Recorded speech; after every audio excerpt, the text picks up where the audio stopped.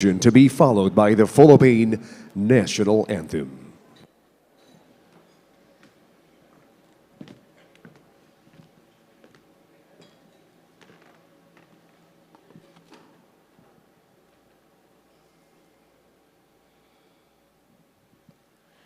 Lead me, Lord, lead me by the hand and make me face the rising sun.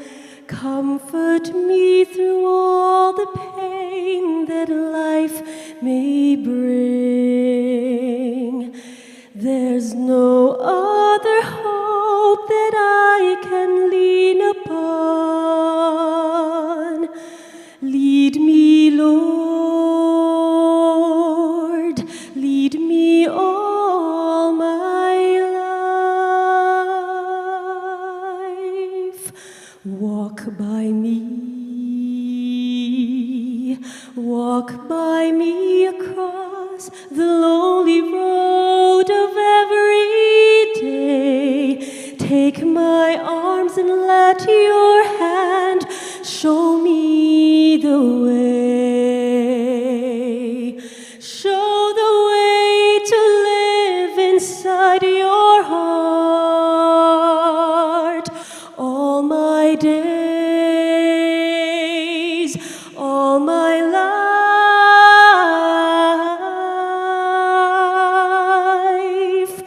You are my light. You're the lamp upon my feet. All the time, my Lord, I need you there. You are my life. I cannot live alone. Let me stay by your guiding light all through my days, all through my days, all through my life. Lead me, Lord.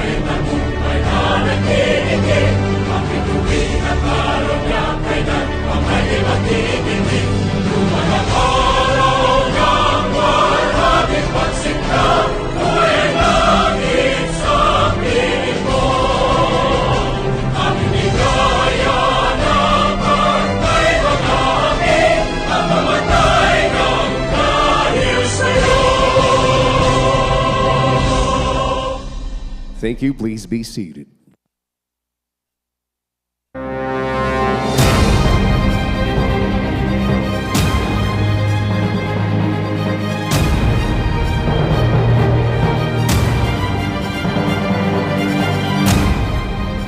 In a world undergoing constant change, where innovation and technology are reshaping the way we live and work, Quezon City stands poised to lead the charge in revolutionizing labor practices and elevating the well-being of its workforce. Together, let us envision a future where dignity, respect, and opportunity are accessible to one and all. Where the concept of work is transformed into a force of positive change, and where the future of work is not just an abstract concept, but a reality we are all actively shaping.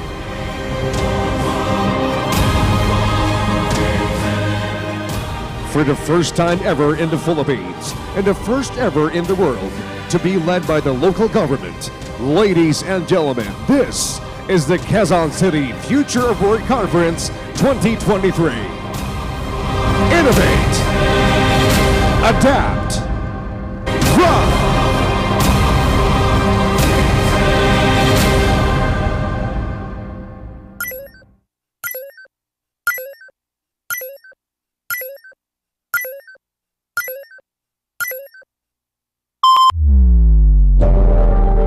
The future is here.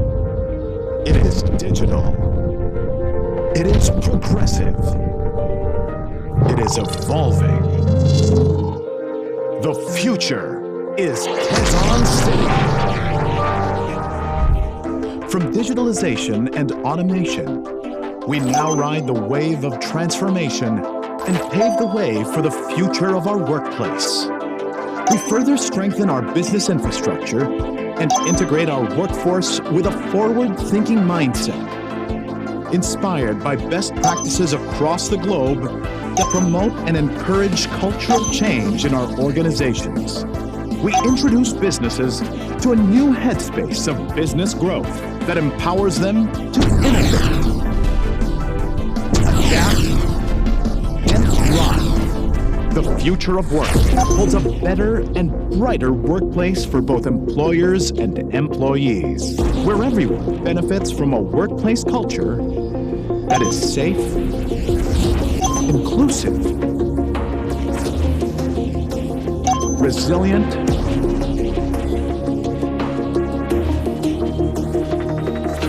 and sustainable.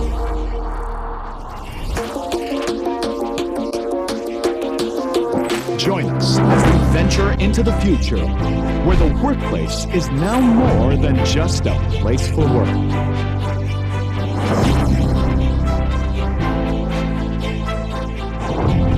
It is where we innovate,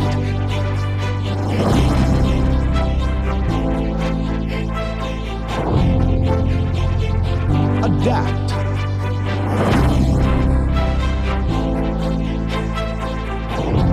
and thrive. In the first ever, the Quezon City Future of Work Conference 2023.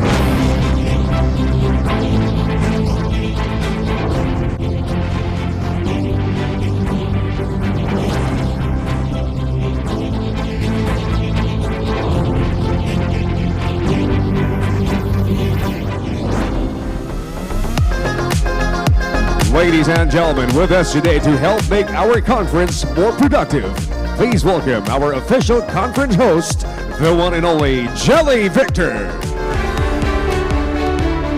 Hello and good morning, everyone. I don't know about you, but the visuals, the voice, that was a truly fantastic start to our event. A round of applause, please, for Quezon City. Wow.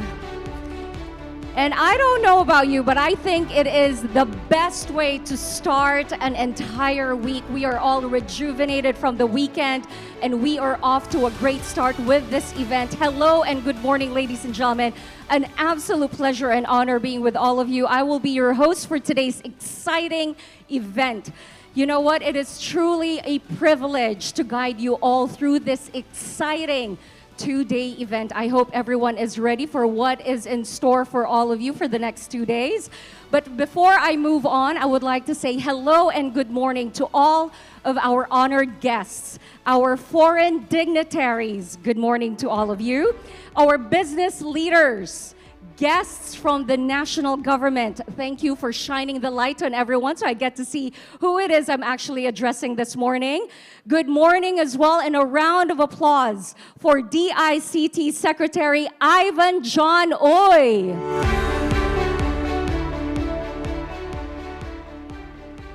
DICT Undersecretary David Almirol Jr. A round of applause, please, for DILG Undersecretary Lord Villanueva. And I'm sure the next one is going to get a lot of love from everyone. Honorable Mayor Joy Belmonte.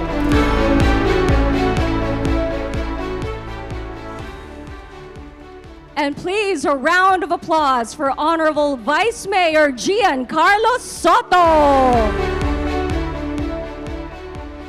We also have joining us this morning executives and councilors of Quezon City. Good morning to all of you, and a round of applause for them, please.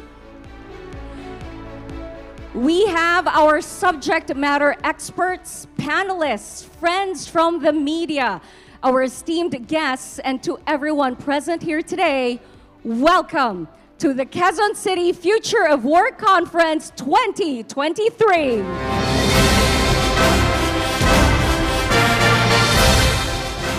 Now, the Quezon City Future of Work Conference 2023 is the first of its kind being launched here in the Philippines. What is more is that this, we believe, is the first time that such an initiative is being headed by the local government in the whole world. I don't know about you, but that is deserving of another round of applause. This is a first. This makes the Quezon City Future of Work Conference not just an ordinary gathering. It is a pivotal moment in our journey towards transforming the world of work here in Quezon City.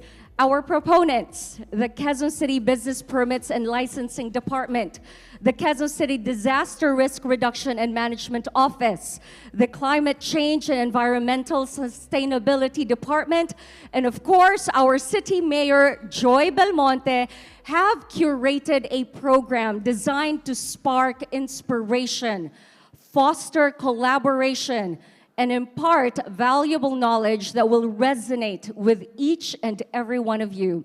We believe that learning and growing together is the cornerstone of change, and we hope that every attendee will leave this conference with fresh perspectives, new wisdom, and a renewed commitment to making a difference in their own spheres of influence.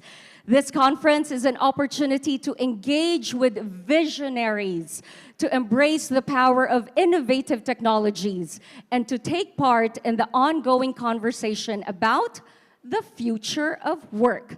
Together, let us explore solutions, share insights, and collectively chart a path towards a workplace that empowers, inspires, and uplifts every individual.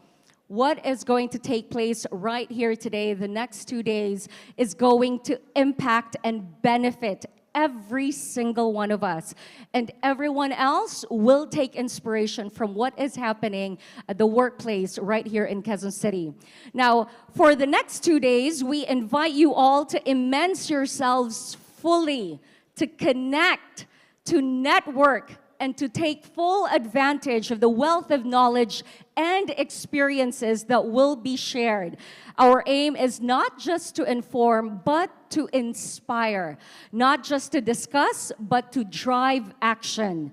With that said, we hope that the Quezon City Future of Work Conference 2023 will be a source of enlightenment and a catalyst for positive change in all of your professional endeavors.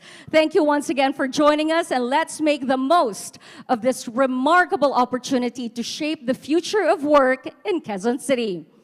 And now, yes, you can continue on with that applause. You started it, might as well be for everyone else. Thank you very much.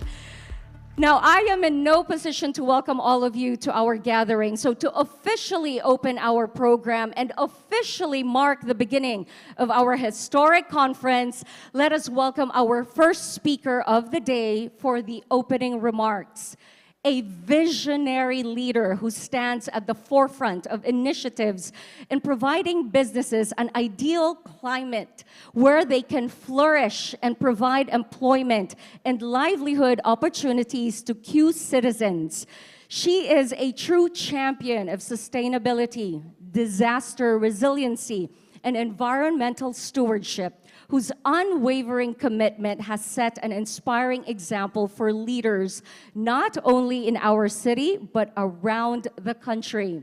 She is the first elected woman mayor of Quezon City and is also the executive vice president of the League of Cities of the Philippines.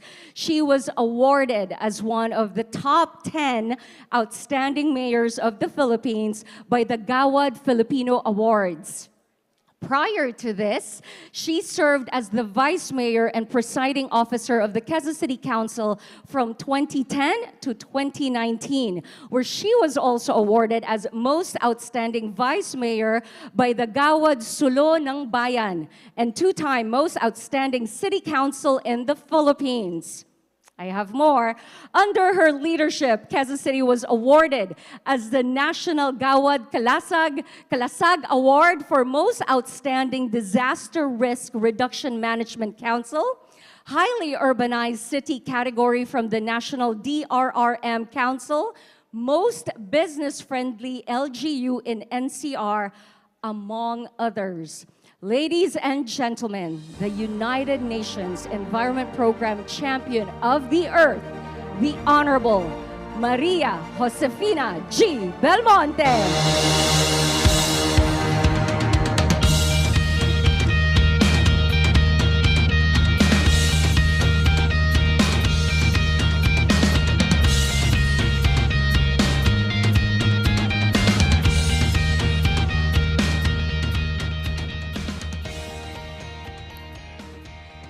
Thank you very much for your warm applause. Kindly take your seats.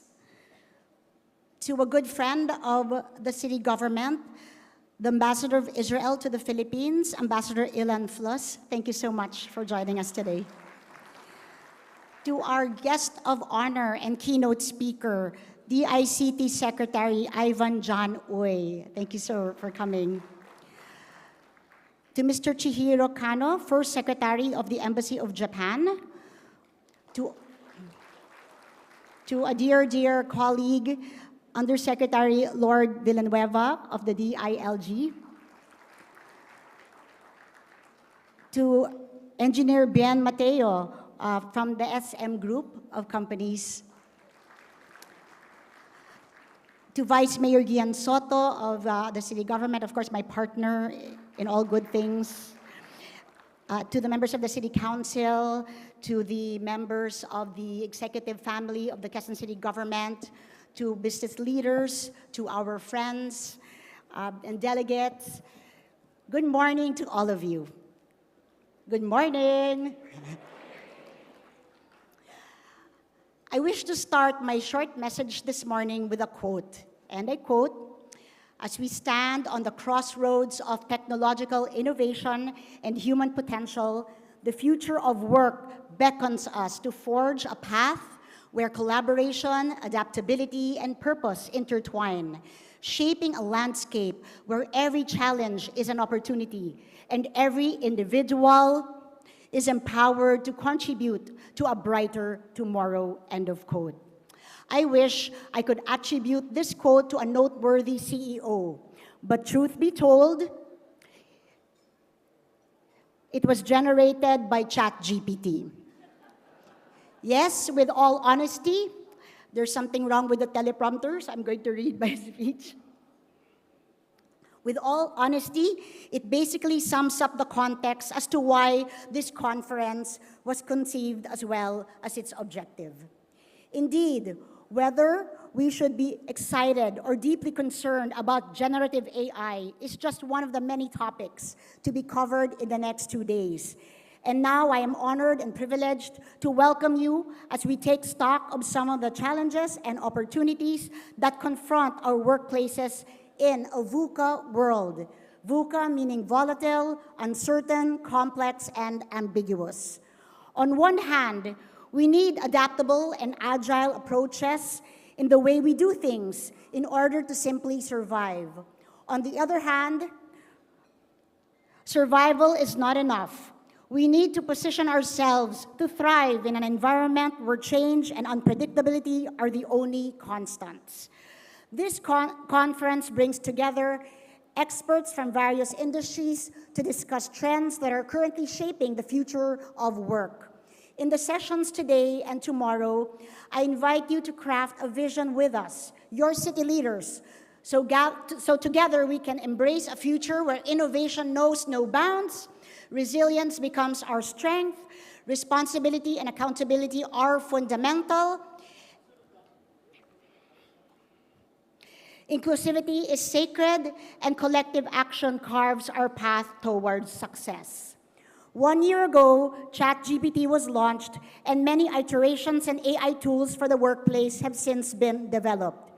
Our discussants will assess the effects of generative AI and automation in terms of their impact on productivity, as well as on our workers. AI is relatively new, and its future is open-ended. In the World Economic Forum's 2023 Future of Jobs report, AI specialists already top the list of fastest-growing jobs, followed by other technology and sustainability-related professions. In another WEF report, we are told jobs that cannot be replaced by AI are the following: jobs that require judgment and decision-making, complex and nuanced communication, social and emotional intelligence, creativity and innovation, and physical dexterity and mobility.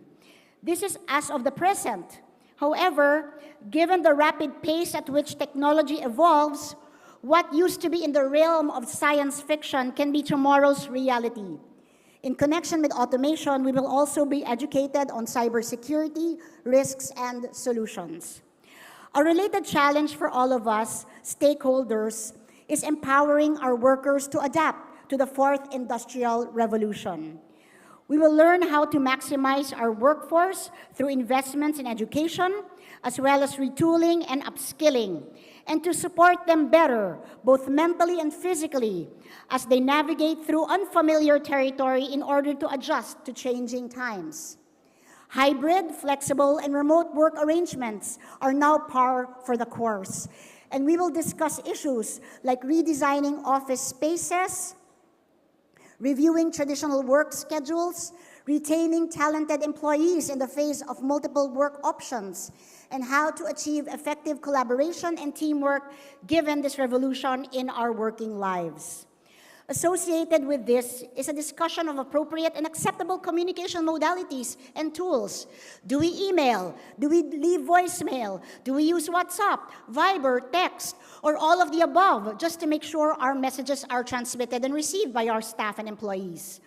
Not too long ago, we received an SOS from a hotel guest staying at a 5-star accommodation, not this one, who had been videoed by an employee while using the pool shower facilities. The absence of a safe spaces policy at the establishment, and I suspect we would all be hard-pressed to find any establishment with one, and protocols to address concerns such as this, as well as other forms of sexual harassment, makes it imperative that this issue likewise be addressed in the face of the global Me Too movement.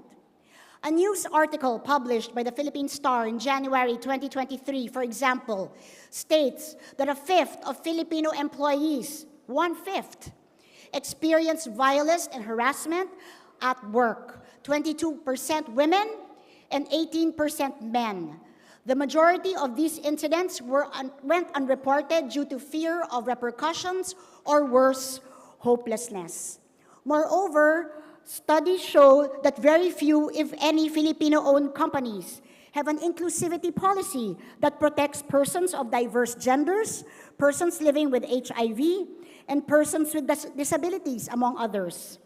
Respect and acceptance and fairness have already been shown to make good business sense. When people feel safe and secure in a caring work environment, their productivity improves, and with it, the bottom line. In Quezon City, we aspire to be a model of inclusivity, gender equality, and safe spaces across all sectors. We will therefore be guiding you to implement anti-discrimination and anti-sexual harassment policies to foster a workplace culture that is free from any form of violence and abuse. Our recently concluded QC Green Awards demonstrated the importance placed by the city on climate action and resilience building initiatives within businesses operating in the city. We want to encourage more of you to craft sustainability and resiliency policies, and at the same time prepare you for the implementation of our QC Enhanced Green Building Code, which is currently being fine-tuned by our partners, C40 Cities, and then transferred or transmitted to our City Council for deliberation and for passage within early next year. Our aim is to incentivize environmentally sustainable workplace practices as our city's contribution to ensuring our planet's health and longevity, and to guide you in managing climate and disaster risks and creating business continuity plans in order to cope with the effects of both natural and man-made disruptions. Friends, partners, dreamers, and visionaries of Quezon City, together let us embark on this journey into the future of work. Again, I refer to the eloquence of ChatGPT, and I quote, "With collective wisdom and shared determination, we not only adapt to change, but become architects of a future where work is not just a means to an end, but a boundless canvas for human achievement." Ladies, gentlemen, and persons of diverse genders, welcome to Innovate, Adapt, Thrive, the Quezon City Future of Work Conference 2023. We hope and pray you will have a productive and fruitful day ahead and do lots and lots of networking with one another. Maraming salamat po at mabuhay po tayong lahat.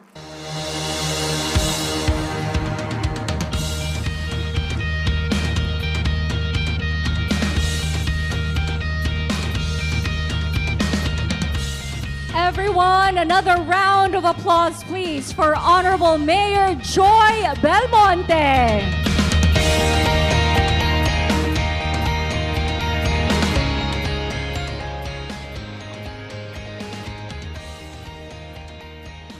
And to Mayor Joy, what you said here today was a poignant reminder that the current realities in the workplace right here in our country still needs a lot of work. This shows that efforts such as the Future of Work Conference have long been overdue.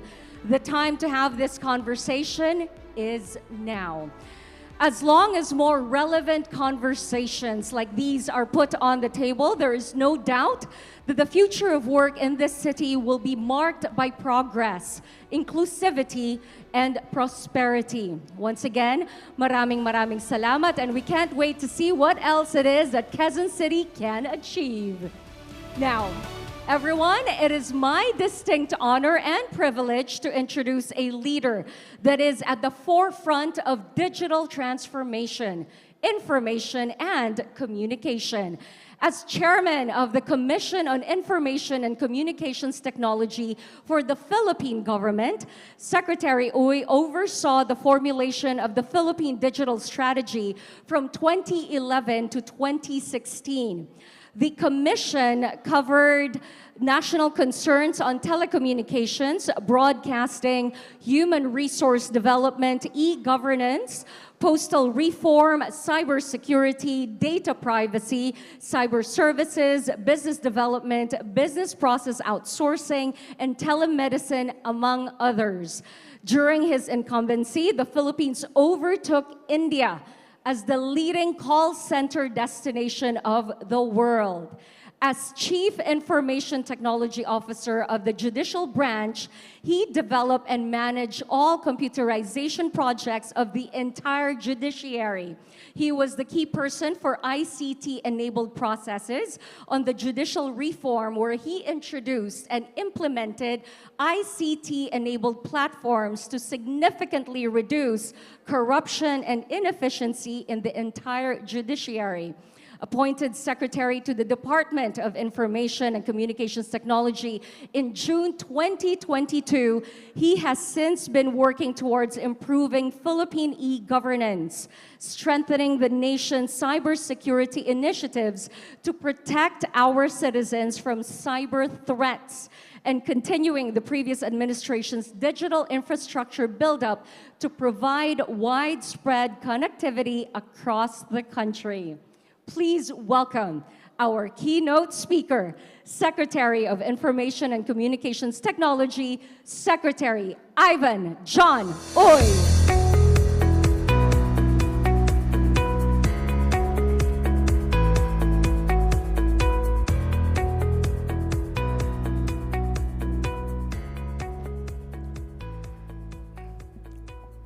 To our ever energetic and innovative Mayor, Joy Belmonte, and to the dashing, very good-looking Vice Mayor, Soto. Of course, our dear friend, His Excellency Ambassador Elon Flas, Undersecretary Lord Villanueva, distinguished guests, fellow public servants, our private sector partners, subject matter experts who will be speaking to you in the next few hours up to tomorrow. Good morning to everyone. It is indeed an honor to be part of this year's Quezon City Future of Work Conference. In this era of rapid technological change and disruption, the necessity for organizations to adapt and thrive in this ever-evolving business landscape has never been more crucial. The theme of this year's conference, Innovate, Adapt, Thrive, should serve as our guidepost as we navigate the challenges and opportunities that lie ahead in the dynamic world of work. As we delve into the discussions over the next 2 days, let us explore innovative strategies, adapt to emerging trends and technologies, and learn valuable insights that will allow businesses to thrive. The Department of Information and Communications Technology is committed to supporting businesses and local governments as we all traverse our digital transformation journey. Innovation is the driving force behind progress. In the context of the future of work, it involves embracing emerging technology such as artificial intelligence and reimagining traditional processes. Earlier this month, I had the privilege to represent the Philippines to the inaugural first AI Safety Summit in the United Kingdom. Our attendance at the said summit, along with 27 other nations, including only 3 countries in Southeast Asia, namely Singapore, Indonesia, and of course us, the Philippines, affirms the important role that the Philippines will play in charting the future of artificial intelligence, most especially frontier AI models. We signed the historic Bletchley Declaration. If you're aware of Bletchley Park, that was where the Enigma machine was created in order to decrypt the encrypted communications during World War II of Germany. And we had the privilege of meeting with the scientists of the Alan Turing Institute, where a lot of research has been going on with respect to artificial intelligence. In that declaration, we agreed with global superpowers and emerging economies on the urgent need to understand and collectively manage potential risks through a joint global effort to ensure that AI is developed and deployed in a safe, responsible way for the benefit of the global community. Our ability to innovate will solidify our competitiveness in the globalized economy. Adaptability is another key factor in ensuring success of businesses in today's ever-changing dynamic environment. Unlocking the potential of digitalization to enhance systems and streamline processes has emerged as a pivotal insight in the aftermath of the pandemic. The DICT has deployed various e-government platforms in response to the call of our President Ferdinand Marcos Jr. to transform the government into an agile bureaucracy. We launched last June the eGovPH Super App, which is a single sign-on platform that integrates national and local services, simplifying access and enhancing convenience to the public. In that platform, we have a paradigm shift because instead of people lining up for government services, today we bring government services to the people. Building upon this momentum, the DICT also launched the eLGU platform last July, envisioned as a centralized hub for local government unit system, automation, and services. It covers a spectrum of crucial areas such as business permit licensing, notice of violations, community tax, health certificates, civil registry, business taxes, and real property taxes. That platform is designed to facilitate the ease of doing business, thereby propelling economic growth across our cities and municipalities. And that platform, the eLGU app, has also been integrated into the eGovPH app. For businesses to thrive, sustainability and resilience are the twin values that must be observed. And the DICT has placed primacy on achieving ICT sustainability and resilience in our proposed National ICT Development Agenda.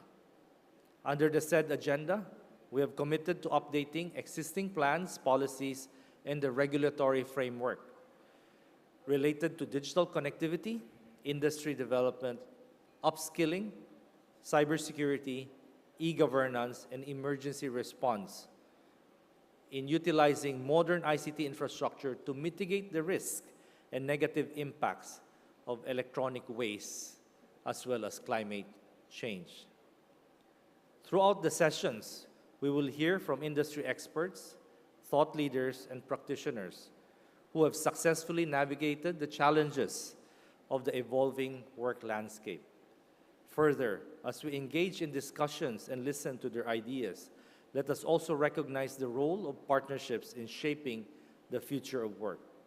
The collaboration between the public and private sectors, as well as the academe, is essential for creating a conducive environment for innovation and growth.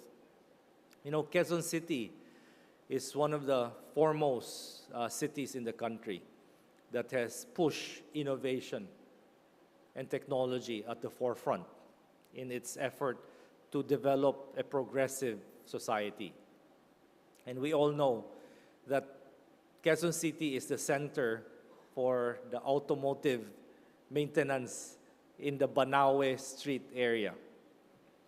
So during my last meeting with Mayor Joy at the launching of the Philippines' largest data center in Quezon City, we talk about how do we now look at the future of work. Because today, Banawe is thriving because of the automotive industry, the maintenance, the repairs, the accessories. But with the onset of electric vehicles, the expertise, the skill sets of our auto mechanics will become obsolete in the next 15 years to 20 years. And therefore, the DICT, we have been meeting with a lot of EV manufacturers in order to bring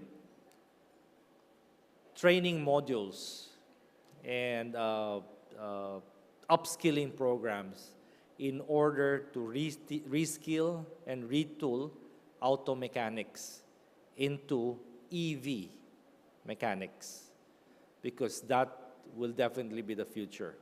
And the DICT will be looking forward to collaborating once more with Quezon City in order to upskill and retool our auto mechanics into EV mechanics and EV technicians. Then we will assure them that their future in the workforce will be relevant and will be thriving. Once more, I would like to congratulate Quezon City, led by its very innovative and visionary Mayor Joy Belmonte for leading the way for businesses in the city to navigate the transformative path of the future of work. Let this conference serve not only as a moment of reflection on the dynamic landscape of business and technology, but as a call to action. Innovate with purpose, adapt to change, and thrive in the future of work. May the insights gained here resonate beyond these walls, echoing the spirit of Quezon City, a city that embraces progress with a commitment to safety, inclusivity, resilience, and sustainability. Maraming salamat po, and may you have a productive conference.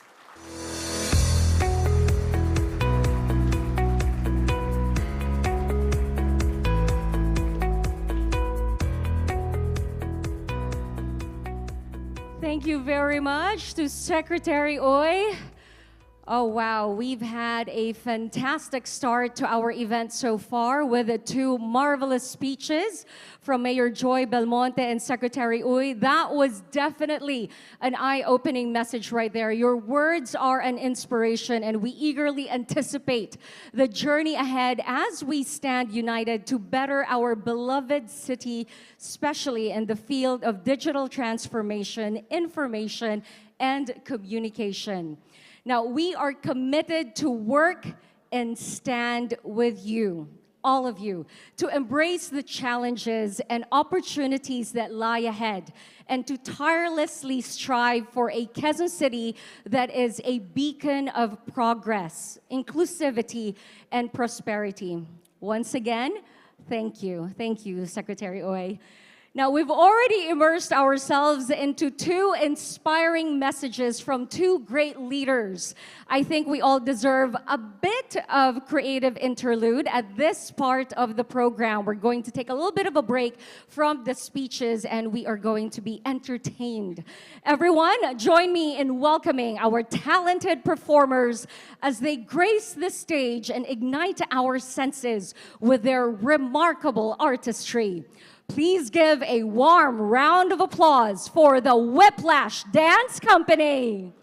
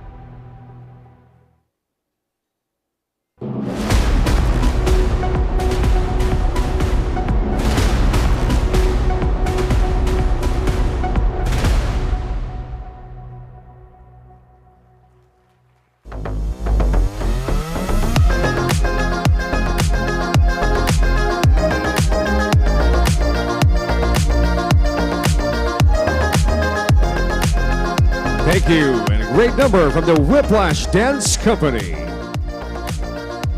At this point, ladies and gentlemen, we will take a moment to have a 10-minute break. With that in mind, snacks and refreshments will now be served. Please also take this time to rejuvenate, network, and refresh yourselves, and enjoy as we will see you back in 10 minutes. Thank you.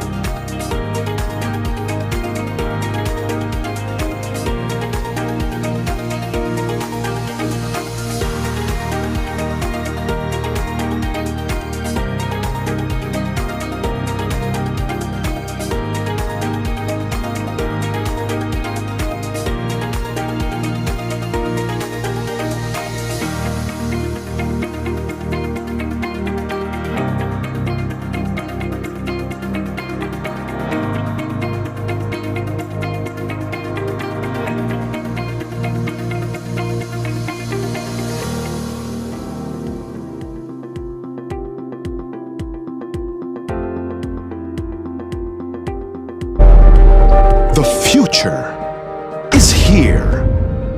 It is digital. It is progressive. It is evolving.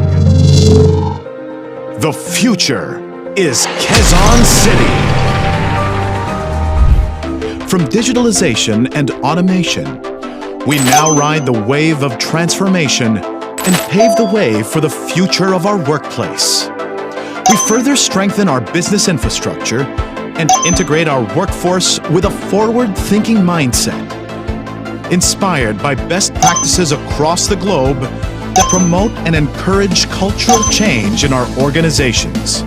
We introduce businesses to a new headspace of business growth that empowers them to innovate, adapt, and thrive. The future of work holds a better and brighter workplace for both employers and employees, where everyone benefits from a workplace culture that is safe, inclusive, resilient,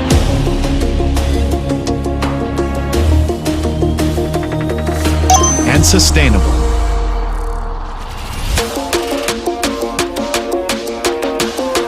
Join us as we venture into the future, where the workplace is now more than just a place for work.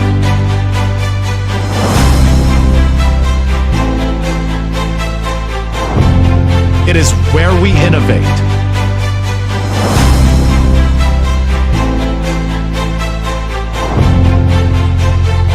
adapt,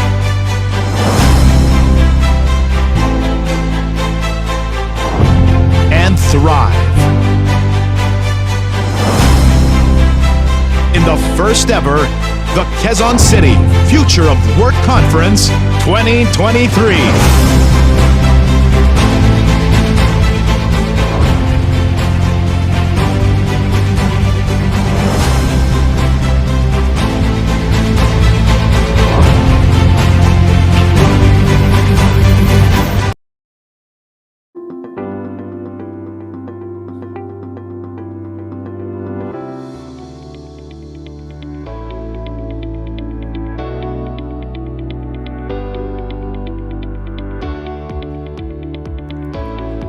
Good morning once again, ladies and gentlemen. We hope that everybody is now refreshed and ready to resume our program. We request everybody to please settle down and take your respective seats. Our program resumes very shortly. Thank you.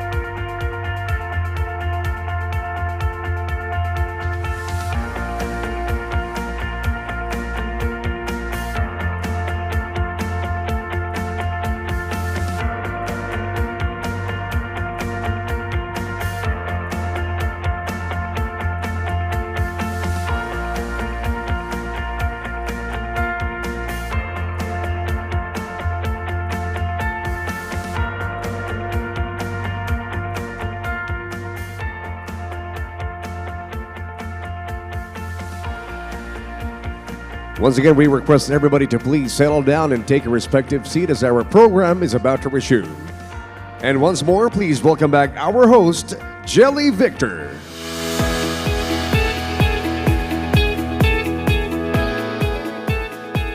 Hello. May I ask everyone to please settle down? I hope you've gotten a bit of a drink, your refreshments are with you at the table, and I can see a lot of you are going around building that circle, expanding that circle, which is exactly what we intend with this event. But may I ask everyone to please return to your seats as we are continuing on with our program this morning. Now, I hope everyone was able to recharge after that short and quick break and are now ready for the discussions ahead. Everyone, please head back to your seats, settle down, and let's begin, shall we? Our conference today will be divided into 3 plenaries. For each plenary, we will have a subject matter expert speaker, followed by our panel from various groups. Now, after the panel discussion, we will then open the floor for everyone with a Q&A segment. After each plenary session, we will be flashing a QR code on screen that is linked to the raffle. Allow me to repeat that.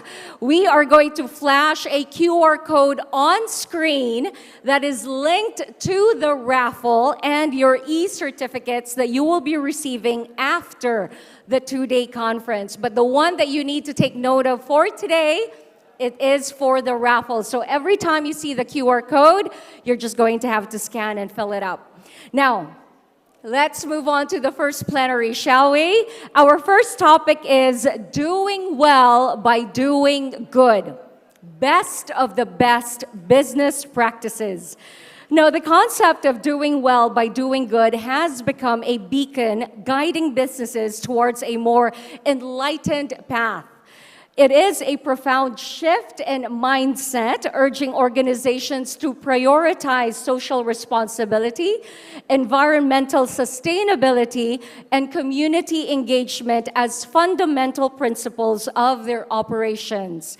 This shift goes beyond profit margins. It focuses on making a positive impact on society, the environment, and the workforce. In this plenary session, we have assembled a panel of experts and leaders who will unravel the best practices, policies, and initiatives that both national and local governments are promoting to foster responsible business conduct. Moreover, we will explore the innovative and conscientious approaches that business owners are adopting to create a lasting positive ripple effect on their communities, their employees, and their stakeholders. And so, without further ado, let me introduce to you our subject matter expert speaker for Plenary 1. He is an attorney at law with 20 years of work experience. He currently serves as the Undersecretary for Operations of the Department of the Interior and Local Government, or the DILG. He assists the Secretary in developing and implementing administrative and financial policies, systems and procedures, and other operational matters of the department. Now, prior to his appointment to the DILG, he was the Quezon City Assistant City Administrator for General Affairs, where he assisted the Quezon City Mayor with respect to city management and governance, executive policy, legislative priority, and policy in coordination with the City Council and city agreements. He has given lectures on data privacy and cybercrime, and the global mining boom and its effect on the Philippines. He has also authored an article on Philippine mining law in Asian Council. I believe we are all ready for this. Let us all welcome the Undersecretary for the Department of the Interior and Local Government, Undersecretary Lord A. Villanueva.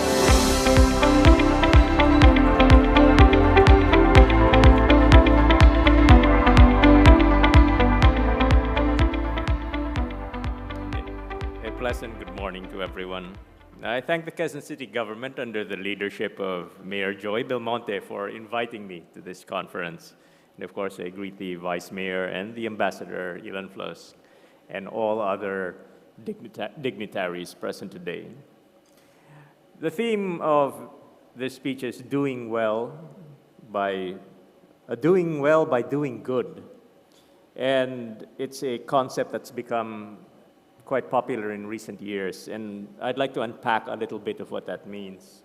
When we say we do well, that's when we talk about how a business does, its profit margins. Doing well is basically helping yourself. And doing good, we talk of social responsibility, helping others. So the concept has grown that in order for businesses to sustain long-term profitability, they actually have to do good. They actually have to reach out to their communities. They actually have to engage their corporate social responsibility, in other words. So how do we help businesses do well by doing good? Well, we can't force people to do good. We can't force people to give. But what we can do is to help them do well. We can make it easier for them to set up businesses, to make profits. I think the philosophy here that we have in the Department of the Interior, and I think a philosophy that government has adopted in general, is that people are essentially good if you make it so that they have a surplus. People give. People, out of the goodness of their heart, on their own they give. So if you help people do well, that will enable them to do good. And that's going to be the topic of my speech today, specifically with the department in which I serve, the Department of the Interior and Local Government, how we in the DILG try to help businesses do well so that they, in turn, can do good. So to start, please allow me to share a thrust of the overall thrust of our department. We have an agenda which we call Unite, where we unleash the maximum potential of good local governance, nourish national and local government bonds, intensify efforts to ensure public order and safety, transform governance through technology and innovation, and enhance the capabilities of the department. So under Unite, we have a general strategy for supporting ease of doing business, helping businesses do well, which is enhancing the capabilities of LGUs or local governments by re-engineering their systems and processes, through digitalization of LGU processes, and to strengthen monitoring on LGU compliance with ease of doing business. So let's unpack that further. First of all, we'd like to streamline business permits in the roughly 1,500 municipalities in 149 cities across the country. And that's something which I know very well that Quezon City is way ahead in doing. And we'd like to use Quezon City, in fact, as a model for many other cities around the country. And we've been partnering with the DICT in doing that. We've been developing various cloud-based apps with which they can use to streamline their systems. Now, aside from streamlining of business permits, there are also streamlining of construction-related permits specifically, and also permits related to telecommunications. And also, we seek to rationalize fees and charges to create some sort of standardization with respect to fees and charges, while at the same time respecting local autonomy. I'd also at this point like to mention that the administration is also implementing an executive order which authorizes digital payments for government disbursements and collections.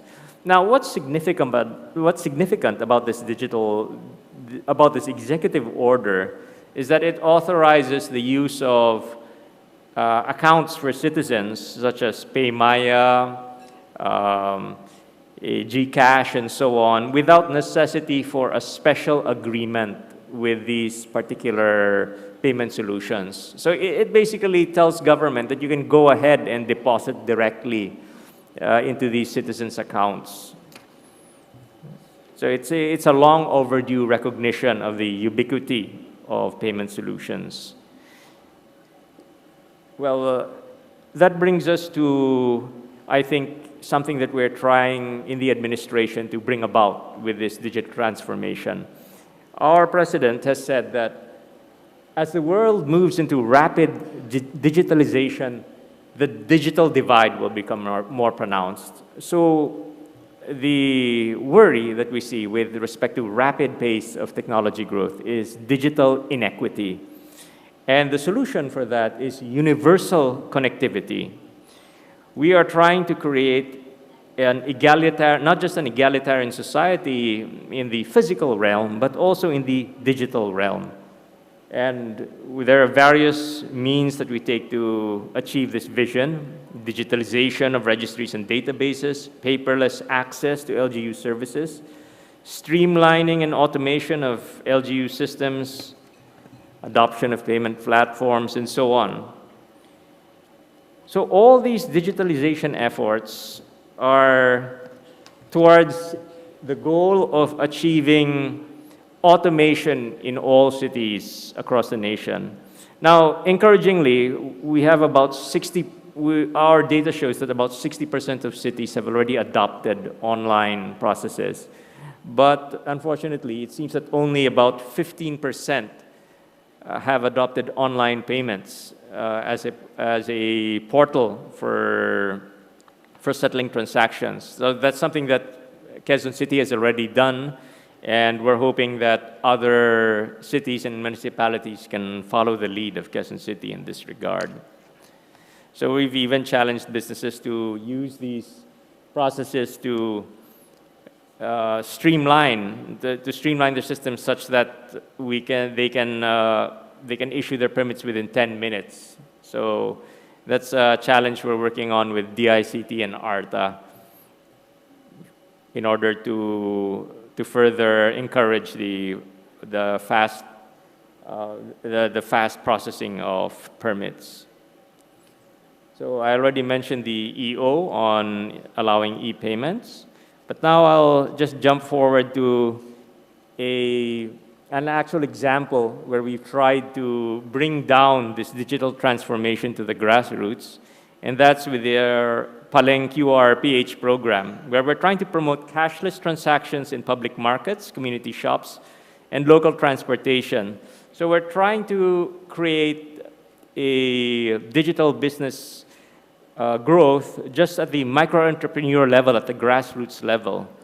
So we're hoping to bring forward this kind of development to the daily life of the people. So with this, the department reiterates its commitment to ensuring ease of doing business in order to capacitate LGUs to comply with ease of doing business, to strengthen our campaign for digitalization of LGUs, and to continue monitoring LGUs. Now, the point of all this is that we have a very bright future ahead of us. According to very unbiased and respectable sources, I read an article recently about an article recently in the Standard & Poor's online website. Now, Standard & Poor, of course, is one of the major financial certification institutions in the world. And in this April 2023 article, it predicted that by the year 2033, and that's just 10 years from now, the Philippines will have a gross domestic product of over $1 trillion, and it will become one of the major economies of the world, perhaps within the top 20 or top 30 largest economies in the world. That is a future that seems incredibly optimistic, and yet it is something that I've seen also in studies by Goldman Sachs and other very reputable financial institutions. So it seems that things are looking up for our country, no matter the pessimism that we may see in our news from day to day. And the reasons for this are manifold. Of course, we're a very young country. We have a very young workforce compared to many countries such as China, Japan, and South Korea, which are even now already struggling with an aging population and a declining number in our workforce. And apparently, Filipinos still have quite a boom in their population growth. So I think the significance of this is that, well, my son is 5 years old. In 2033, he'll be 15, and he's going to inherit this bright future that is promised for all of us. But the significance of this article is that it speaks of potential. It speaks of a capability which our country can someday seize through its efforts. But it's not something that's going to happen on its own. All of us here, businessmen, leaders, visionaries, public officials, we all have a role to play in making this bright future that is foreseen by others come to pass. We all have a role to play in creating this developed country which my son will someday inherit, which your sons and daughters will someday inherit. So we in the department pledge our utmost efforts in making this reality come to pass, and we hope that you can all join us and join Quezon City in bringing forward this bright vision ahead. Thank you, and good day to all.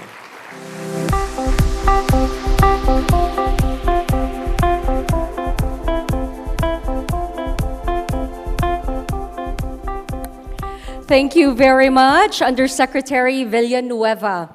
I love how he kept emphasizing that these are, whatever it is that we're going to be discussing, implementing, what we are working on to improve for the next couple of years, that's going to be a gift to his son. It is also for all our sons and daughters. It is indeed for the future generation. So I'm very happy to note that a lot of you are actually taking down notes. Very nice. Okay. You will be rewarded for that later on when we flash the QR code. Hindi nyo po alam, meron po tayong question and answer. Tapos ang makakasagot, meron pong corresponding prize. So make sure that you write your notes intently. I am kidding, of course. All right. We are now going to move on to what is next on our program. To help us make our panel discussion more engaging, please welcome our moderator. Let me tell you a little bit more about him. A triple licensed professional, dual doctorate degree holder in education and in humanities, Stanford and NUS graduate of international management, multi-awarded entrepreneur and business leader, Chairman Emeritus of the Philippine Chamber of Commerce and Industry, Quezon City, Board of Director of the Philippine Chamber of Commerce and Industry, radio TV host at ABS-CBN, and now at SMNI, columnist at the Manila Times, chairman of the CEB Holdings. Ladies and gentlemen, please welcome Dr. Carl E. Balita.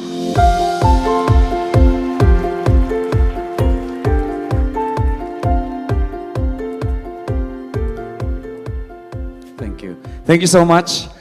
First of all, let's congratulate the local government for having done this. Palakpakan po natin Mayor Joy Belmonte, our local officials, of course, my very good friend Margie. Congratulations for this, kapatid. And a special shout out to the members and officers of the Philippine Chamber of Commerce and Industry, Quezon City, the most outstanding local chamber in the entire Philippines.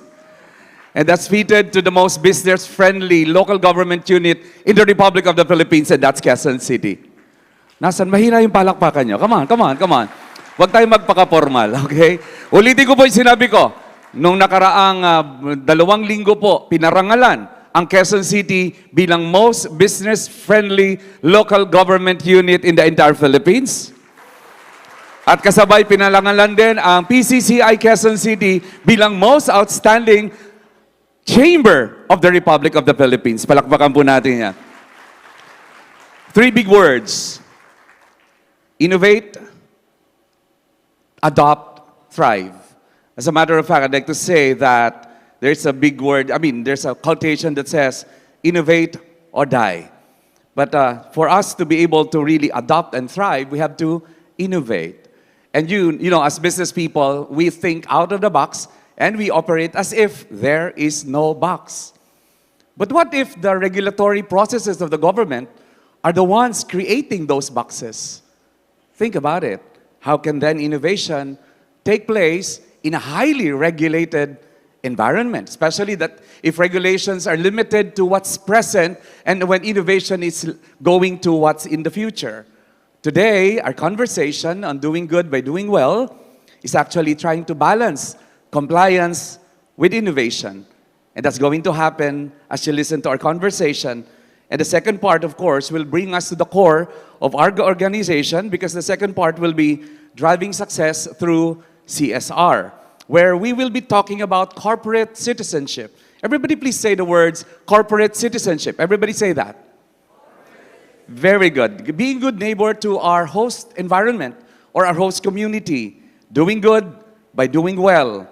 It's all about what we will talk about as our rights as organizations, as businesses, in the context of regulatory frameworks of governments, which purpose is, of course, to protect the citizenry. And ladies and gentlemen, very happy for the first part of this conversation. We will be balancing compliance and innovation, government regulators shaping the future of business regulation. And indeed, this is very balancing. I'll be calling on a doctor, a lawyer, an architect, and a fire director. The first one is an architect who served as the Executive Vice President of the Philippine Association of Building Officials, or PABO, for 2019 to 2021, and as the 10th Biennial PABO Convention Chair for 2021. He was also conferred ASEAN Architect in 2018 and a Fellow of the Royal Institute of Architects in Singapore. Please give it up for Architect Edison Ching Padilla. He's the architect in the house. Palakpakan po natin, the architect in the house. Shout out to our chairman, Architect Alfred Carandang of the PCCI Quezon City. The second one is a public health advocate with years of expertise in medicine and medical consultancy in other government units, which includes the Public Attorney's Office and the Presidential Security Group Hospital. He is a diplomate of the Philippine Society of Venereology and a fellow of the International College of Surgeons. The doctor in the house, ladies and gentlemen, the Director General of the Food and Drug Administration, Dr. Samuel Zacate.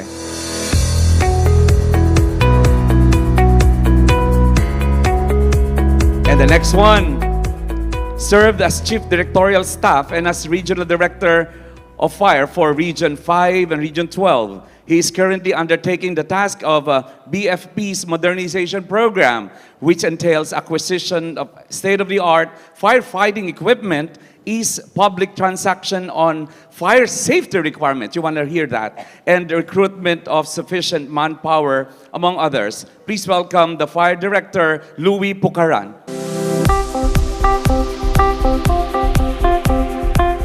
And let me call the lawyer in the panel, who is has been serving the NABLO, or the National Association of Business Permits and Licensing Officers, since 2016. She's also the brains behind the project Express Lane Operation, or ELO 2.0, which aims to simplify the process of applying for business and work permits by computerizing the system and reducing the steps from 10 to 4.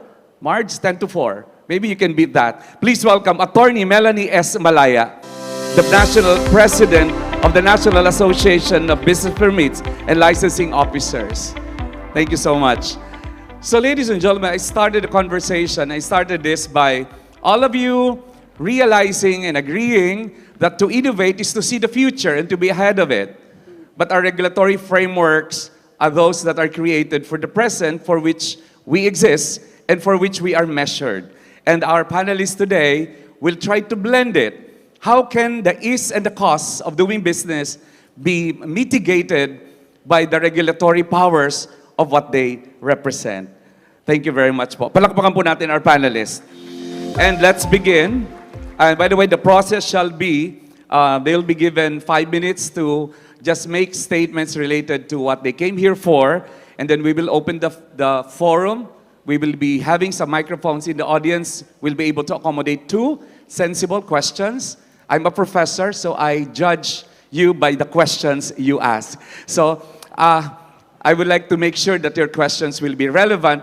And of course, later on after this, we will have a conversation this time by the social enterprises and the social entrepreneurs who are already with us. And they are wonderful, great men and women and all genders, according to our mayor. Please give it up for, let's begin with the National President of the Philippine Association of Building Officials, Architect Edison Ching Padilla. Sir. Hello, good morning. Good morning. Kailangan ba English? Sure. Katagalog po. Pwede. Kahit Bisaya. Pwede po. Yeah. Good morning. Like what the earlier speaker have discussed, no, the Philippine Association of Building Officials has been the forefront in crafting the JMCs and Joint Memorandum Circular in streamlining the processing of building permits and certificate of occupancy, which we believe is the very first permit that you need to secure in your starting up a business, no? So we have reduced immensely the documentary requirements, the signatories, as well as the time, no? So with that, no, we also include there the options, not only to do the conventional application by going to the City Hall, but also the digital permitting, no? So even though there are limitations, at least it is already a start, no, to make the permitting on issuance and application of building permits and certificate of occupancy online, no? So siguro yun muna, and then with the others also. Of course, the question, Architect, that I would like to ask you Yes. is that as a city official, at the same time an architect, Yes. are the architects happy with the processes that you mentioned by reducing the signatories and time? But you can answer that later. Thank you very much. You can prepare for that question, which I think Architect Karandang out there would like me to ask as well. Are the architects happy with these numbers that you have reduced and the number of signatories that we have reduced? Okay? Of course, we'd like to welcome our FDA. Napakarami pong concerns dito because, you know, we want to be compliant to all the requirements of the government. But sometimes our market is flooded by the non-compliant, and they seem to be more successful in penetrating the market, especially in the digital space where there's no way the market can actually verify. Dr. Samuel Sakati, please. First of all, I would like to congratulate the organizers. Of course, another milestone for the Quezon City local government. Me also, I came from the Quezon City, so I know that our present mayor, Mayor Joy Belmonte, is up for innovation. First of all, the Food and Drug Administration regulates almost everything that the humans or Filipino consume. No, the policies in the Food and Drug Administration is not only for the domestic purposes, but it was harmonized through international commitments, like for example, the WHO, the World Health Organization, and the ASEAN. I told my people, I told also the stakeholder through their association that the policies must be at par with the current situation and the current innovation and evidence-based approach. So the associations knows that we are on our way with developing our new policies, because I think our policies in the FDA is far outdated compared to other regulation in other countries. So I'm trying to, we are on a way, of course, no, for number one is the prolongation of the certificate of product registration and the license to operate. From 3 years initial to 5 years renewal, it will be, of course, lengthened by 5 years initial to 10 years renewal. We're trying to dwell upon the documentary requirements and relying mostly on the post-marketing surveillance. Another thing, the FDA is unique. Why? because aside that we are the regulator, we also have a quasi-judicial power and the police power. So I agree with the moderator that there is a thriving products that has been marketed in the social medias and online platforms, and those create us difficulties, and that's why we're trying to be and we are moving forward with the digitalization and complying with the other regulatory enforcement unit of the government and the DICT to catch those people, that who are not compliant, because it's very unfair for the stakeholders who are compliant for a longest time. So I think the details will be addressed. All right. So to catch them is one, but to give permit to those who want to comply is another. You mentioned about your outdated policies and the powerful power that you have. The question I would ask later, sir, for which you can prepare for is, while you are in charge of everything, do you have enough human resource to actually manage it? Is it a cause of delay, or do you have enough of the resources that you need to be able to do your powerful job? Thank you very much. And let's now go to the only flower among the thorns. We have with us our, please ma'am. Wait, ano muna pala? Fire Director Louis Pucaran from the Chief of the Bureau of Fire Protection. Sir, that's on, sir. Mayong buntag sa atong tanan.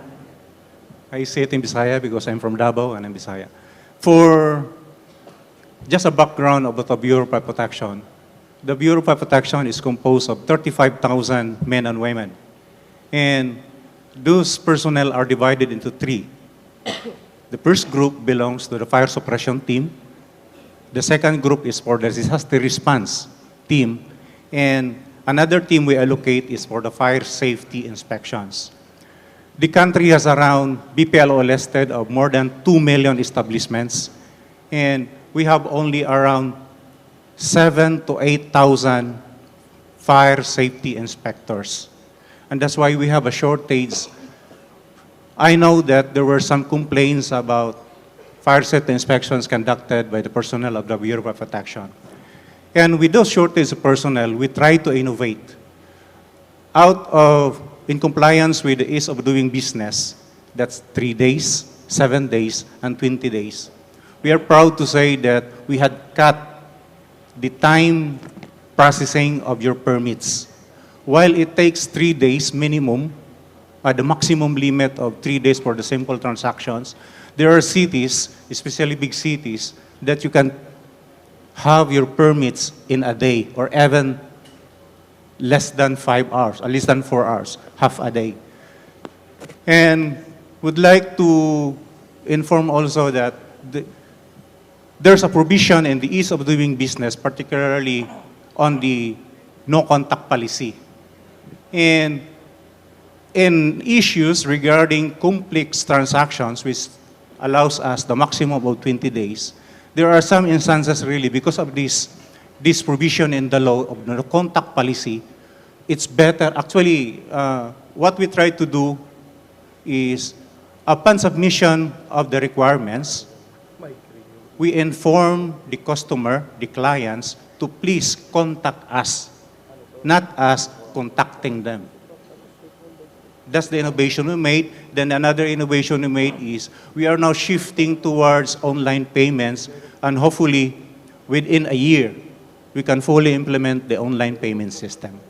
That's all, sir, and thank you. All right, very nice.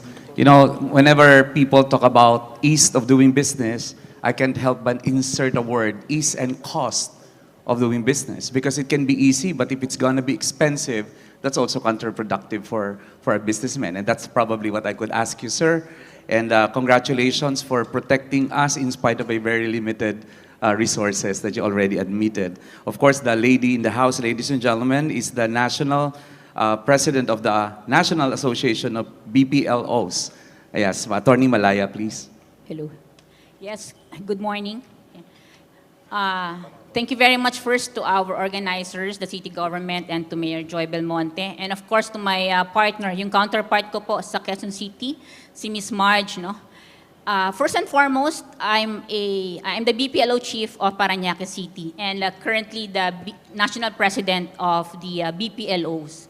So our topic is best of the best practices, no? So on the level of Parañaque, no, what we have done in the city of Parañaque, it was through the East of Doing Business in 2018, no, we were the first LGU in the Philippines to integrate the issuance of barangay clearance. So you really don't have to go to your barangay to apply for a barangay clearance because it is applied and paid and issued at the City Hall. We are also, through the use of digital technology, no, and our project, the Project Express Lane Operation, which is a concierge type of applying for business permit. Siguro alam po ito ni Fire Chief natin, but in the city of Parañaque, the Bureau of Fire Protection is integrated in the process flow of business registration. They are also included in the one assessment and one payment of the fire safety inspection certificate, fire safety inspection fees, no? So we are just fortunate in the city of Parañaque that the BFP has been supportive of our innovations, no, in the integration of our processes with the national government, specifically of the BFP. Also, aside from the one-time assessment, application, and the issuance of permits, in the city of Parañaque, you can also apply online. Application is done online, assessment can be issued online, permits can be delivered by our partner courier, no? So there's really no need for our clients to go physically to the City Hall. They can do everything online and pay their taxes and fees online through Paymaya, GCash, and GCB, Visa, and MasterCard through credit cards. Also, we are magbabrag lang po ako, pasensya na po kay Ms. Marge. We are also the first LGU to integrate with the national government. First with the Civil Aeronautics Board, because in Parañaque, we have the airport and a lot of logistic companies. So one of their requirements is the submission of a mayor's permit. So in 2018, we integrated our system with the Civil Aeronautics Board, and there's no more need for our clients or for the clients of Civil Aeronautics Board to submit a physical copy of their mayor's permit because the CAB can see it online through our systems. And we integrated that in 2018, pre-pandemic. And also, another government agency where we have collaborated in the ease of doing business is the Department of Trade and Industry. We were the first LGU in the Philippines to integrate our system with DTI on the business name registration. So also in Parañaque, you don't need to submit your physical copy of your certificate of business name registration because we can see through our system if you are indeed validly issued a business name certificate. And also, using technology, we use the PNPKI of the Public Key Infrastructure, the Philippine National Public Key Infrastructure, where we use digital signature in issuance of our permit. Kasi po masyadong maraming permits, nakakapagod po magpirma. So we use the PNPKI of the DICT. And even when I am here, certificates are being issued in our office. And also,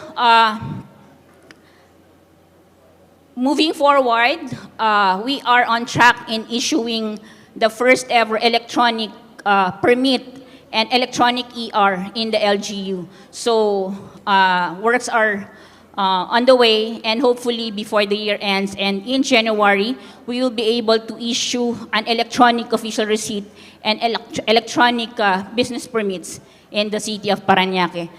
Marami na po yata, so yun lang. Congratulations. Palakpakan naman natin Parañaque. Of course, we don't want to mean that you transfer to Parañaque your business, you know? BCCIQC. But ma'am, this is my hanging question for you. You have mentioned about what you have done in Parañaque and how close you are to Marge.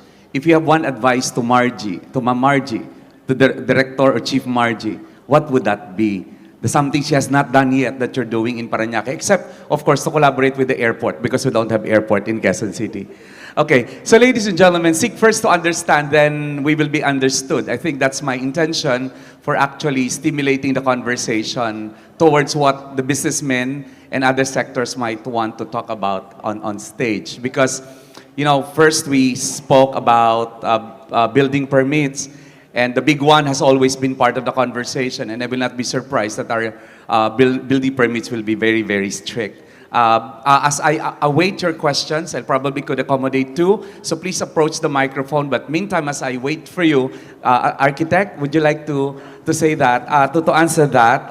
How are the architects, being an architect, assuming you're not in local government and you are an architect, are they happy, and what else can we do to make it better? And lastly, of course, related to that is our preparation for the big one, especially we're in NCR. Thank you, sir. Thank you. Well, the question will be biased again because being the building official of Valenzuela, and like Attorney Malaya have said, no, Valenzuela also had been the first in the country to launch the fully first automated and fully computerized digital building permit and certificate of occupancy application in the Philippines, no, in 2014. Congratulations. And with that, we issued the building permits end to end, no less than 2 days, no. So and the program has been running and have been awarded several times, no.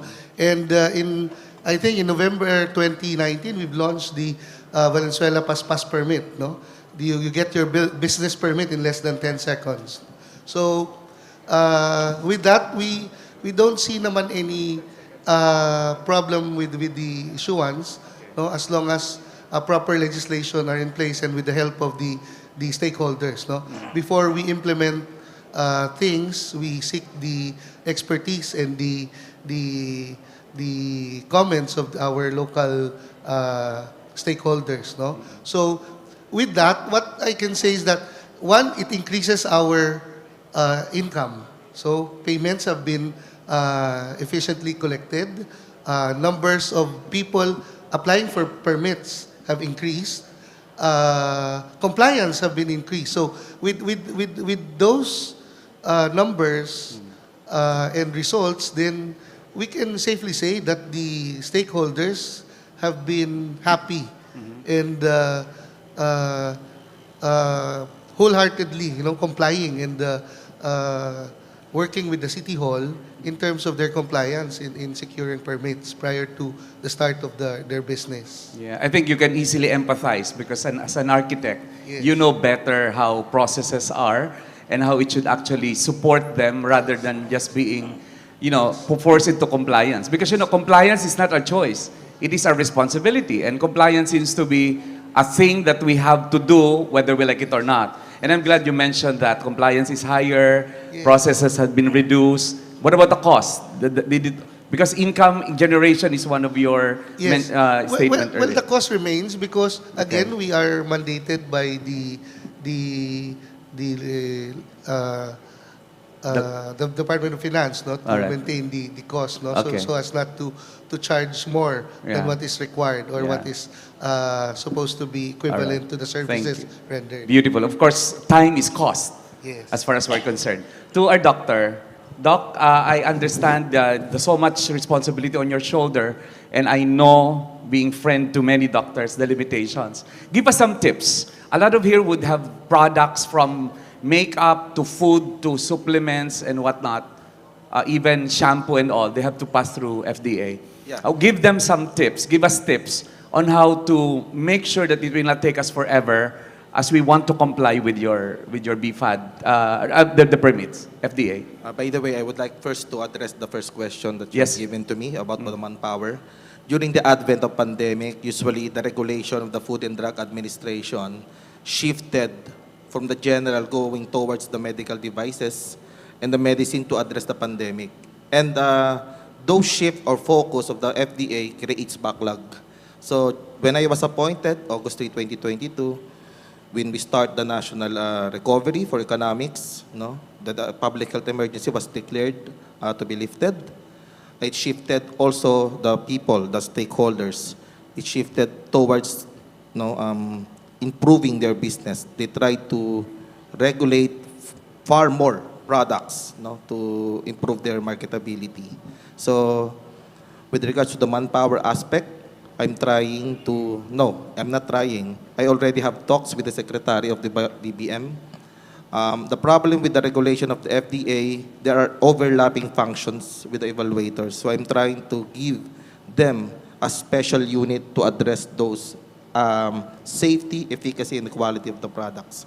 So meaning, Doc, it depends upon where you would queue in. Hindi yung lahat dadaanan mo, you can just go to one corner. First of all, the Food and Drug Administration, we regulate food, Yes, food. medical device, Okay. cosmetics, and drug, of course. No? Yeah. Bawat isa po doon, nanganganak pa yun. So Yes. just imagine the uniqueness of each and every product. Even though we are on our way with digitalization, those things cannot be applied to all. Yeah. No. So my tips, okay. Tips. My tips. Listen well to these tips. How and many- tell your friends who are in a very long queue in FDA. Yeah. How many of you are the stakeholders that regulated by the FDA? Can you please raise your hands? Yeah, quite a number, sir. Quite a number. Yeah. Basically, the stringent and the most stringent center for the FDA is the drug. Okay. Center for Drug. The reason is very obvious. People will rely on the therapeutic claims or the therapeutic claims or the medicinal value of your product. And those therapeutic claims and medicinal values must be supported with documents. As a medical practitioner yourself, sir, you know that we are always be on the evidence-based side, and it needs trial. So, aside from that, all those centers that I'm regulating has less stringent requirements. For example, in the cosmetics, you know that it's not certificate of product registration, but only notification. All right. So, if you give us the documentary requirements, we just notify the documentary requirements, and that's how easy it is. Now, next, we are gearing towards innovation. I know that there are problems with the different centers and that need supports through policy regulation or policy augmentation. But also, we need, because we are revenue generating, we need funds. And there are no other place that we can generate funds but through the registration process of the FDA. So I'm appealing also to the stakeholder. There are innovations on the way. If you are attending our public consultation, you know in mind that there are prolongation of the CPR. In the drug industry, you know that we are trying to amend the Administrative Order number 67 so that the regulation for importation, exportation, and domestic use is streamlined and compartmentalized. But I'm appealing also to the stakeholders that we are already in the verge of increasing our fees. Okay. We need those for our equipments to be modernized. So you mean those who apply are actually supposed to shoulder those that you require so that you can give us permit. Isn't the government supposed to give that resource for those equipment so that the cost of application need not be increased? Kasi natatalo tayo sa mga imported. Natatalo tayo ng mga multinationals. For example, for Lagundi, sir, to actually go into the mainstream, it took them almost a decade. And that's even a multinational company already in it. How much more the smaller ones? Even the cosmetic producers and so on. Good answer, sir. Good question, sir. Basically, we launched our program just recently. We call it Bigyang Halaga Bangon MSME. That's for the support of our micro, small, and medium enterprises. And it's good news to tell you that the first pioneering city was Quezon City. Of course. So, Palakpakan naman doon. Pioneering city tayo doon sa part na yan. Yes, sir.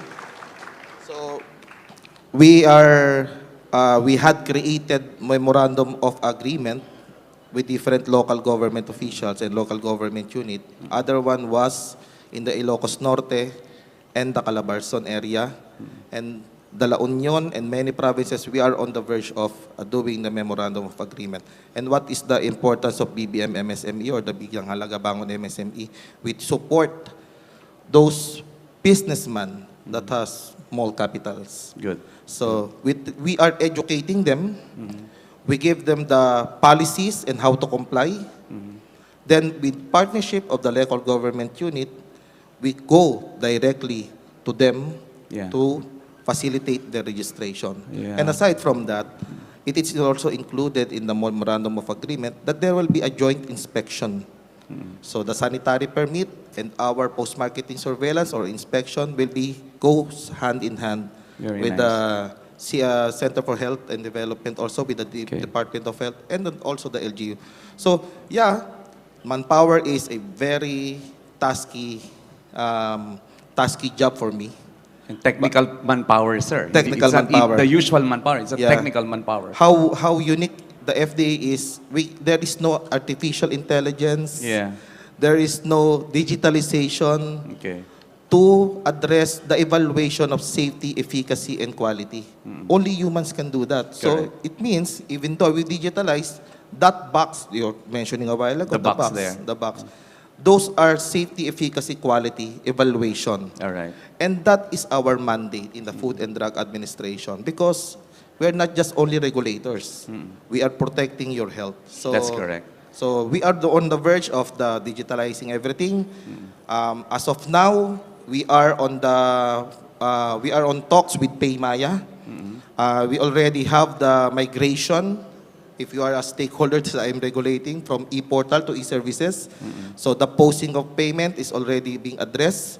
And I'm proud to say, when I assumed the office, the backlogs in the Center for Drug, going 7,000 is now reduced to 3,000. 3,000. Congratulations. But I think more than anything, I think when the regulators shift their paradigm to becoming enablers, I think it could support innovation.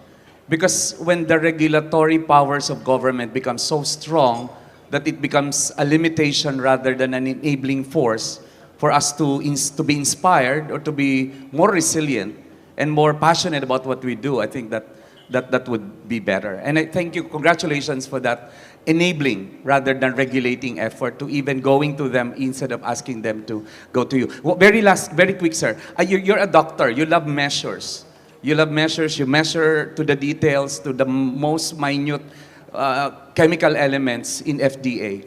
Do we have a measure of how long it takes, assuming a compliant applicant for, say for drugs, how long will it take them? Are we talking about the laboratory results? Laboratories Okay. and until they get the permit? For A timeline, average. We have QWPs. Okay. There are laboratories, laboratory testing that is being tested in the laboratory of FDA. All right. However, there are also laboratory testing that is being referred to Outside. So regarding those laboratory examination that we are on process, we have QWPs for that. Okay. So we have timeline for that. But All it right. depends also on the testing. Okay. Okay. All right. But Sir, time lang, because we don't have much time. How long will it take? Yeah, just for us to appreciate. I think that's 20 days, 40 days. 20 days, Depends. okay. Let's go to Sir, our Director for Fire. Sir, message to them so that they will appreciate the quite strict fire compliance which is on your shoulder.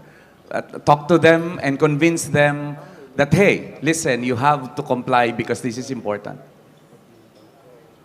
We all know that some of the businessmen were complaining about the very strict requirements of the provisions of the fire code. But in between those strict regulations, there can be some way on how to deal with it. How is it, sir? During inspections, when we found out some deficiencies or inconsistencies with the fire code, we usually require the business owners to do an affidavit of undertaking. The affidavit of undertaking is some sort of a document that will give us a leeway to issue you a certain permit, but there's a provision therein, there's a colatelia, that if something happens within the establishment, it is not our accountabilities, but with you. So that the period is specified in the undertaking, while you are going with the compliance, you are also doing your business. your business operates as usual, but doing with the compliance itself. Yeah. So, madali naman po kaming kausapin, mag-usap po tayo kung paano natin magawa, ano ba yung mga pwede natin pagawin, gaano ba kahaba o gaano ba kaigsi yung period na kailangan ninyo, pinagbibigyan po natin, sir. Because So it's a transaction really. yes, sir. Yes, sir. It's a flexible kind of thing na, hey, may problema ka, I will give you this time. Sabi niya, pwede bang ganito? You're flexible with that. Yes, sir. Okay. Because let me be clear with this. Because when there is no business, we cannot collect the taxes due to us. All right. And we really need to give some leeway for business establishments to go on with their business. That's correct. Salamat, sir. Kasi manakawan ka na daw ng 10 beses, huwag ka lang masunugan ng minsan. And I really appreciate that you will look into these risks, which sometimes are beyond our capacity to actually appreciate. Ma'am, attorney, yeah, BFF kayo ni Marge. Yeah. Si Marge, sa patunayan na niya, most business-friendly ang Quezon City doon. If you have something to advise, Marge, in front of all of us, what would that be? To make, kinopya mo lang yung kanya, Marge. You know, sometimes hindi ka naman proud maging first. Because what's the point of being the first when you're not the best? Si Marge is not trying to be first, she wants to be the best. Di ba, Marge? Love you, Marge. Okay, ma'am, go ahead. Yes, no? Sa advice, I don't think may advice pa ako kay Marge, no? They visited our office in 2019 when they assumed office, no? Okay. During their first term. So, after 3 years, inunahan na niya kami. Ngayon. So, congratulations, Marge, sa inyong innovation and nakita naman natin how she worked hard and how passionately she works, no? So, congratulations to Marge and of course to the Quezon City local government Very for good. having you, no? At with 4 years, no? 4 years Ayan. into office, you have done so much and you have done not just well, but very good. Yeah, well and good. Palakpakan naman natin yung statement na yun from the national president. I'd like to give away to one question, please. I have not seen anybody approach the mic. Where are the mics anyway? I cannot seem to see it from here. May mic pa tayo or maybe wireless. Can you stand up? I'll allow one question from the panel. There is our very good friend, Anthony Gedang. Habang papunta yung mic doon, he's a collector. He has a museum in his own house. Siguro sa City Hall ka minsan mag-exhibit ng mga bato at mga antik mo, Anthony Gedang, one of our directors in the PCCI. Thank you very much, Dr. Carl Balita, for introducing him. But sir, aside from introducing your name and everything else that you are known for, is there anything else you would like to say to introduce yourself to our crowd? So many things kasi I don't know where to start. Yes. But I'm a collector, I'm a bonsai artist. I have my own museum, as Carl said. I'm a director of the Philippine Chamber of Commerce of Quezon City. I'm the president of Natural Stone Society of the Philippines. So many things. A director of the International Council So your of question na Museums. lang. Ang question na lang ganito. Recently, just this Saturday, I think, I was a mentor sa Go Negosyo. Yeah. In Quezon City, in Cubao. It really pains me. I cannot help them. No?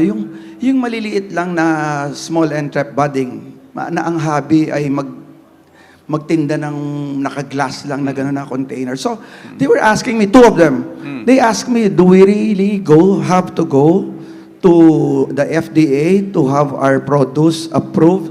Ang liit-liit lang naman ng community na sineserve namin, hindi naman namin gustong expand pa like a manufacturing facility. Yeah. And there are like hundreds and maybe thousands of them, di ba? Yeah. So this is the dilemma nung Go Negosyo mentors like me. Yeah. I'd like to ask the FDA, Dr. Sakate, GM, yung mga on maliliit how this should na... be treated. Kasi I can understand yung manufacturing because they do it on a manufacturing-based style. So standard yung way of doing things nila. But you know, if you cannot really control kung that today they will do it this way in their kitchen, That's correct. tomorrow they cannot, you know, there's no standard, you know. Yeah, all right.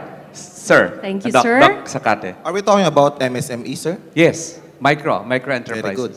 By the way, the 9711 or the Republic Act 9711, if we will interpret the law in a literal sense, basically, those food products must be registered.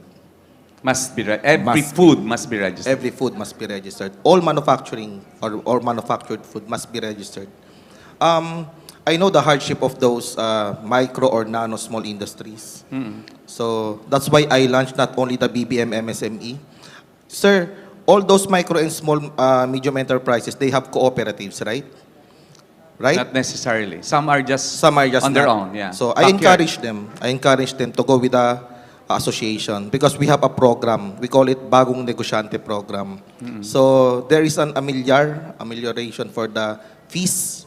So it's ongoing na, sir, sa part ng Laguna. So for the answer of the question, must be registered. Yes, it must be registered. They must be registered. But we're extending our helping hand to those people. Yeah, maybe, sir, maybe we can talk to the PCCI Quezon City to actually, enable them more.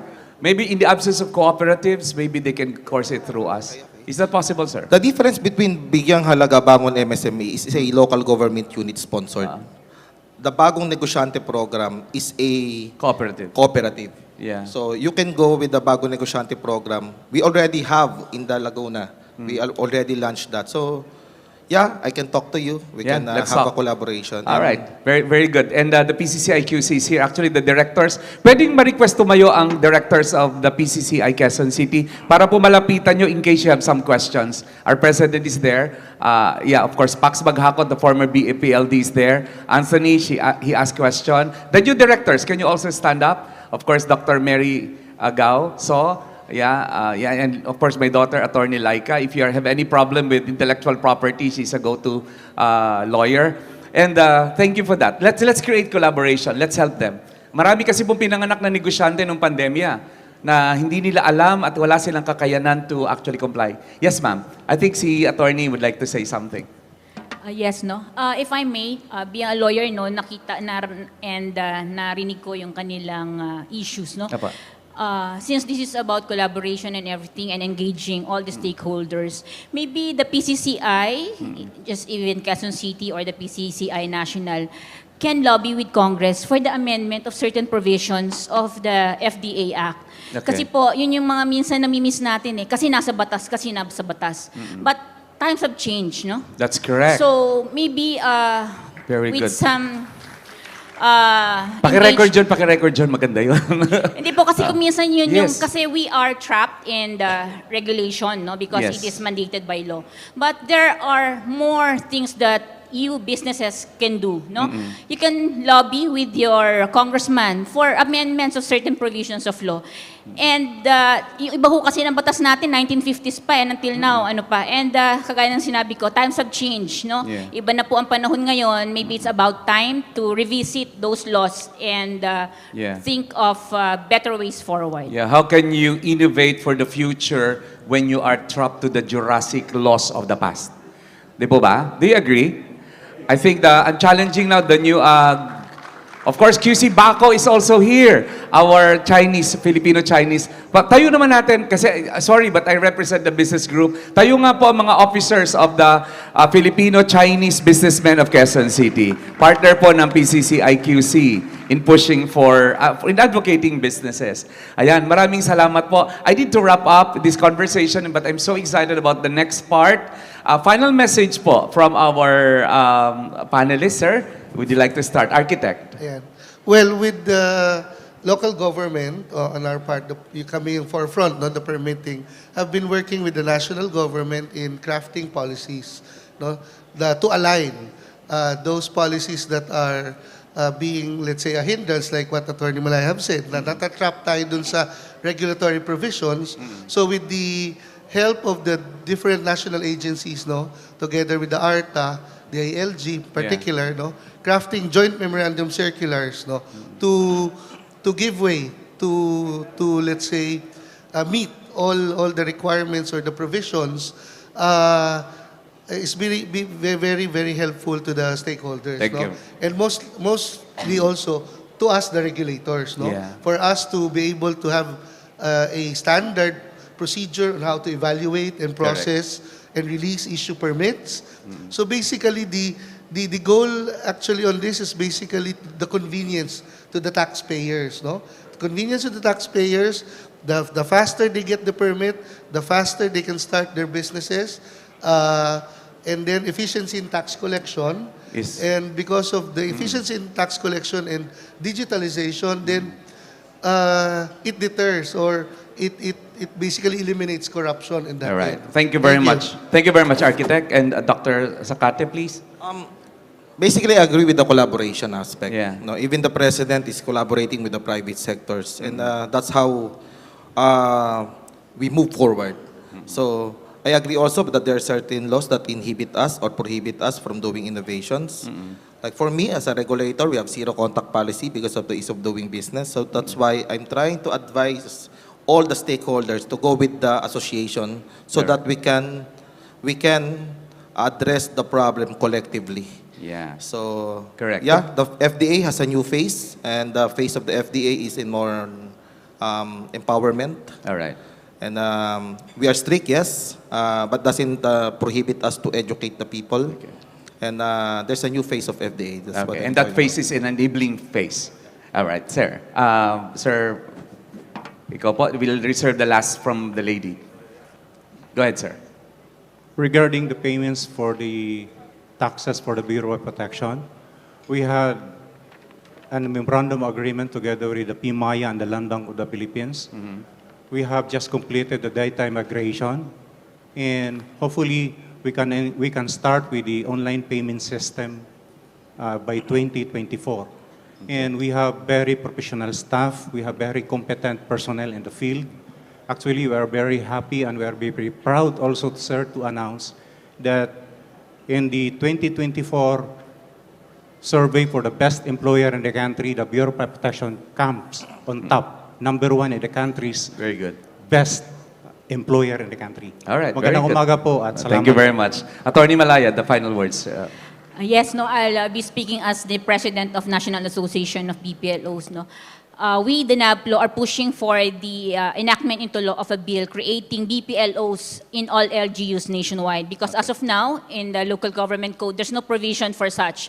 So, meron lang pong mga focal persons and everything. But we at NABLO wants to professionalize our ranks.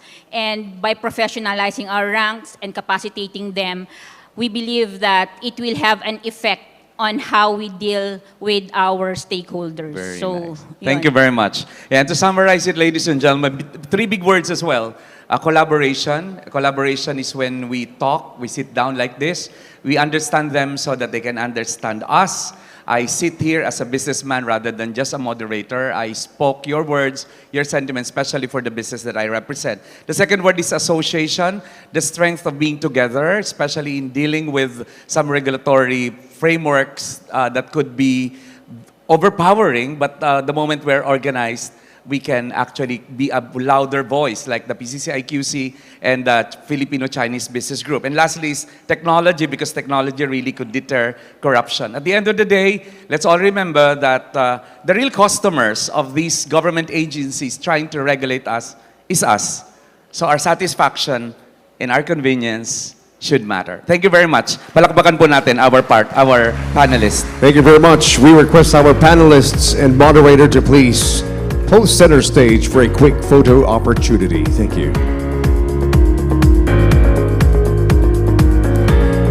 That was a fantastic discussion right there, and I love that as a result of that panel discussion and the questions that we were getting from the audience, there is now this urge to speak to the lawmakers and make sure that, you know, somehow that there will be changes made, since after all, our event today is all about innovating. When it comes to innovations, what are the changes that we can actually make?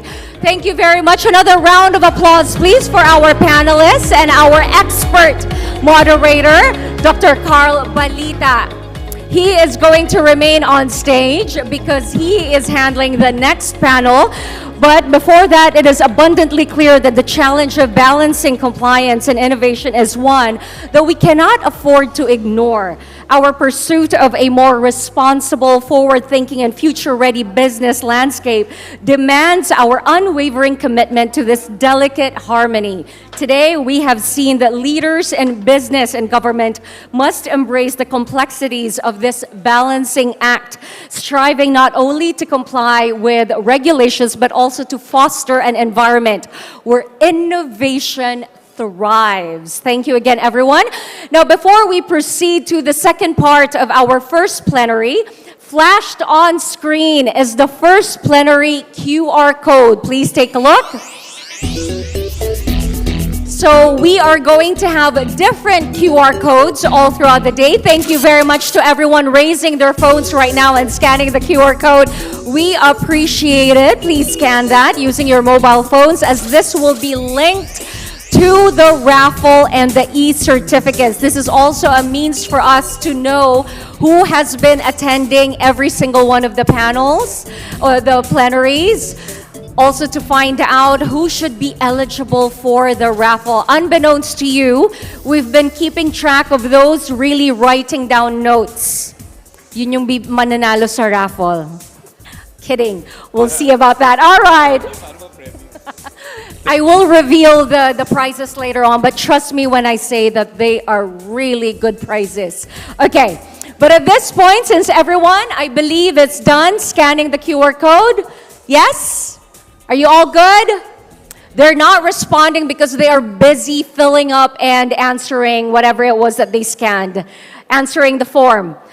All right, I believe that we are good to proceed. Dr. Carl Balita, once again, the stage is all yours. All right, thank you very much. You know, if you think corporate social responsibility is a cost, wait until you listen to our panel who will present to us that business can actually be an agent of social benefit. And we call it corporate citizenship, being good neighbor to the host community, and of course, doing good by doing well. The triple bottom line of people, profit, and planet actually expands with another P, which is purpose. And we would like to call on the engineer who was one of the first SM employee to be given the opportunity to construct and open the very first SM mall in China in the year 2001. He is now in charge of the operations of all SM malls nationwide and managing 85 SM malls with all over 15,000 tenants. Give it up for Engineer Bien Mateo, the Senior Vice President for Operations of SM Supermalls. Another one is the Assistant Vice President and Head of Eastwood City Estate Management. He has been with Mega World Corporation for 13 years. Ladies and gentlemen, please welcome Anton Kalugay.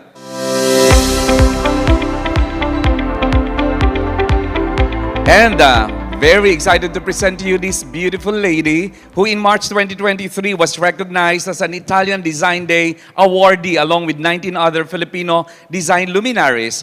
In January 2023, she was panelist in the MSME Going Global Multilateral Session and represented the Philippines and MSMEs at the World Economic Forum in Switzerland. In November 2022, she was named Asia's Most Influential 2022 by the Philippine Tatler and Asia Tatler, and in October 2022, she received the Gawad Parangal Award from the city government for her outstanding contributions. Give it up for Therese Clarence A.C. Fernandez Ruiz of R2R, Rugs to Riches.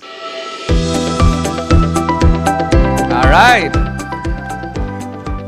And lastly, her name will sound very familiar to you because since 2008, Anna with co-founders Camille and Dylan have sold over 49 million products. They employ over 600 people and built a network of around 40,000 dealers nationwide. Almost half of their employees are residents of Gawad Kalinga communities or come from marginalized workers and receive at least 90% above the minimum wage plus full benefits such as private health insurance. Whenever possible, they source ingredients locally from partner communities at fair trade prices and prioritize local suppliers for all their other components. Human nature has 27 branches all over the Philippines and has distribution in Singapore and in the US and Japan. The president and co-founder of Human Nature, Ana Meloto Wilk. All right, and lastly, we have an architect, another architect. He currently leads ALEI Net Zero Water Task Force. He's the former national consultant under the Global Future Cities program that planned the Central Park, mixed income housing development and sustainability units for New Clark City and Cebu. A former president and global board member, International Metropolitan Fellowship and lead convener of Cebu Metro Hackathon, a contributor at the National Urban Development and Housing Framework, just to name a few. Please welcome the urban planner and consultant, architect Mark Rioland A. De Castro. All right, our second subtopic will explore the profound impact of corporate social responsibility and the crucial connection between responsible business practice and achieving success. How can CSR, some perceive this as costly, be actually a strategy, and actually given that we have a growing number of millennials who are now in the decision making and the Gen Zs and the Alpha who are very concerned about social purpose, we'd like to understand that more. Of course, our SM Big Boss is here, literally and figuratively. Please take it away, sir. Dr. Balita, like other conventions na nagkasama tayo, I have a short brief. Isang magandang umagang pagbati sa inyong lahat. Ang SM Supermalls ay naniniwala sa good corporate governance. Ito ay isang pamantayan, hindi lang dito sa bansa, kundi sa buong mundo. Sa loob ng aming kumpanya, ang pagsunod sa mga alituntunin ay napapanatiling malakas na itinalaga ng batas, mapalokal man o nasyonal. Simula sa National Building Code, mga lokal na ordinansa, mga batas sa pangangalaga ng kalikasan, pagbabayad ng tamang buwis, at seguridad at kaligtasan ng mga empleyado, ang kabilin-bilinan ng top management ng SM ay buong pagsunod sa lahat. Sa katunayan, ang pagsunod sa mga nasyonal at lokal na mga batas ay isa sa pamantayan ng mga managers ng SM sa kanilang performance evaluation. May isang departamento sa loob ng aming opisina na ang pangunahing layunin ay siguraduhin na ang aming mga negosyo ay compliant sa lahat ng batas, permits at mga alituntunin na itinatalaga ng mga regulating bodies. Sa kabilang banda, ang pamunuan ng SM Supermalls ay isa rin sa malaking paniniwala na ang paggawa ng mabuti at pagbabigay pabalik sa komunidad ay maganda sa negosyo. Ito ay magpapatibay sa kaisipan ng mga mamamayan na lalong tangkilikin ng aming mga malls, kaya't nandyan ang SM Cares under SM Foundation. Sinasakot ng SM Cares ang mahalagang aspeto sa pagbibigay pabalik sa serbisyo para sa komunidad na ginagalawan nito. Kasama dito ang programa sa pangangalaga ng kalikasan. Isa sa mga nangunguna sa listahan ay ang masinop na paggamit ng enerhiya at tubig. Sa kasalukuyan, mahigit kalahati na ng konsumo ng enerhiya ng lahat ng SM malls ay nanggagaling sa renewable energy, katulad ng solar at geothermal. Sa paggamit ng tubig, bukod sa mga STP, ang mga SM malls ay may karagdagang pang planta upang ma-recycle ang wastewater at magamit sa pagpapatakbo ng mga aircon system, pag-flush ng toilets, pangdilig ng halaman, at iba pang non-potable use. Ito ay malaking kabawasan sa pangangailangan ng fresh water sa operasyon ng mga SM malls. Sa ngayon, ang SM City Baguio ay mayroon ng rainwater storage tank upang mag-process ng rainwater upang gawing potable water. Ito ay planong gayahin sa mga SM malls sa buong bansa. Marahil marami sa atin ang hindi nakakaalam na ang aming mga security guards at mga janitors, more than 32,000 of them ay katuwang namin sa aming corporate social responsibility. Hindi lang sila taga-check ng inyong mga bag o tagalinis ng ating mga CR sa mga malls. Sila ay kasama namin sa paglilinis ng mga estero, pati mga baybaying dagat. Kasama namin sila sa pagtatanim ng mga puno. Katuwang namin sa pamimigay ng paunang lunas sa may mga nasalanta. At para naman sa iba't ibang sektor ng ating lipunan, ang SM Cares ay malakas na programa para sa may kapansanan at mga senior citizens. Naniniwala kami na sa pagbibigay serbisyo ng SM Malls ay wala dapat maiiwanan. Lahat ay kasama, lahat ay masaya, ang SM Malls ay mall for all, where nobody gets left behind. Isa sa mga serbisyo na aming nilapit sa komunidad ay ang serbisyo publiko ng ating pamahalaan. Sa pamamagitan ng SM Government Service Centers, ang pag-renew ng inyong mga lisensya, pasaporte, NBI clearance, police clearance ay maaari nang gawin sa mga malls. Huwag na nating ilayo pa. Ang pamunuan ng Quezon City at ng SM ay may napakalakas na pagtutulungan pagdating sa responsible compliance at social responsibility. Maraming mga proyekto at aktibidad ang ginagawa ng Lungsod Quezon sa aming mga SM malls. Sa pagbibigay ng SM ng komportabling lugar sa kanilang aktibidad, sila ay nagdadala ng karagdagang foot traffic sa aming mga malls, isang patunay na ang pagsuporta sa serbisyo publiko ay maganda sa aming negosyo. Magandang umaga po. Ayan, Tagalog na Tagalog. Palakpakan nyo naman po ang Batanggenyo. Tama, sir, no? Batanggenyong magaling managalog si Engineer Mateo.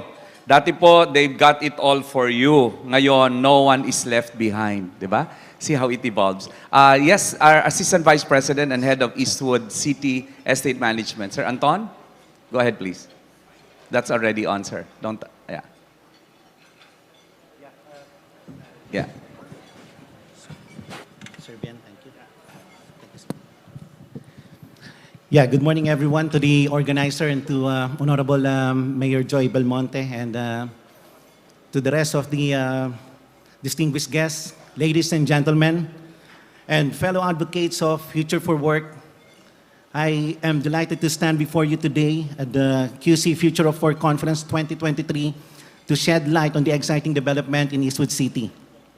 These initiatives have created sustainable working environments within our township, prioritizing connectivity, mobility, accessibility, and resiliency. Eastwood City is proud to be at the forefront of the innovation, where we recognize the vital importance of not only fostering growth, but also ensuring thriving, resilient, and inclusive community. At the heart of Eastwood City vision for the future of work is a commitment to sustainability, which includes prioritizing eco-friendly transportation. One significant stride in this direction is the installation of the electric vehicle charging station, which is currently in operation right now at our Eastwood Mall. This initiative not only encourages the use of electric vehicle, reducing carbon emission, but also provides convenience for our community members who are embracing sustainable transportation. To further promote connectivity and mobility, we've introduced various initiatives such as the establishment of transport hubs and internal shuttle service. And just recently, we acquired an electric tranvia vehicle, which is going to be part of our corporate social responsibility as we shy away from fossil fuel vehicle. And similarly, like in SM, our malls right now are 100%, well, utilizing 100% renewable energy under M-Power. We also have those plastic neutrality in partnership with Hope Philippines. And we have this initiative of trash to cash in collaboration with the private individual. Similarly, compliance with single-use plastic as mandated by the local government of Quezon City is being implemented amongst our retail partners.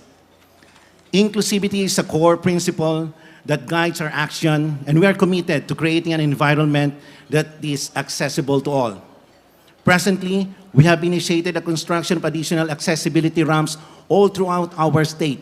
You can just imagine with the 2.2-kilometer roadways of the Eastwood City Estate right now, we've constructed almost a kilometer of canopies to ensure mobility and health of our communities.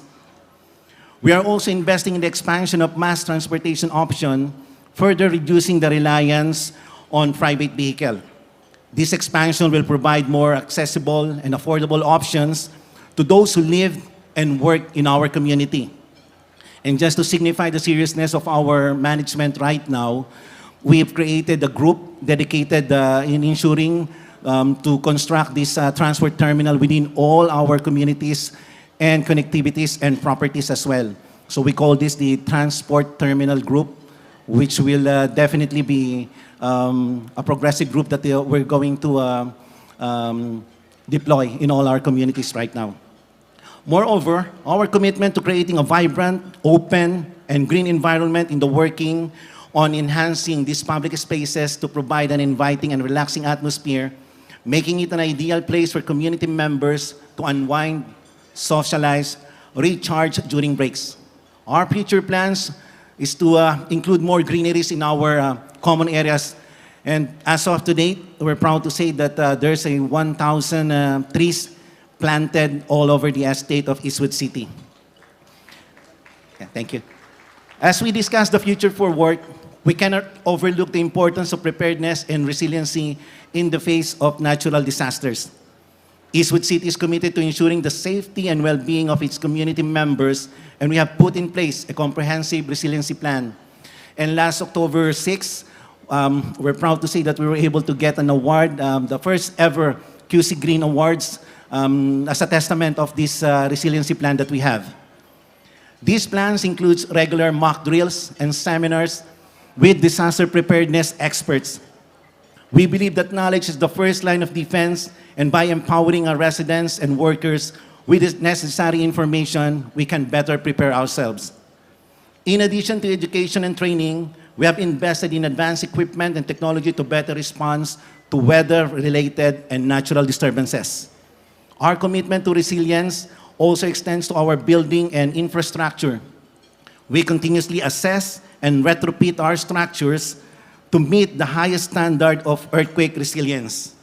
The safety of our community members is our top priority, and these measures reflects on our actions.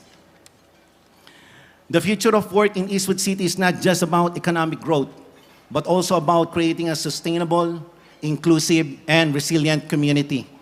We are determined to lead the way in fostering eco-friendly transportation, enhancing accessibility, and providing a safe and secure environment for our residents and workers.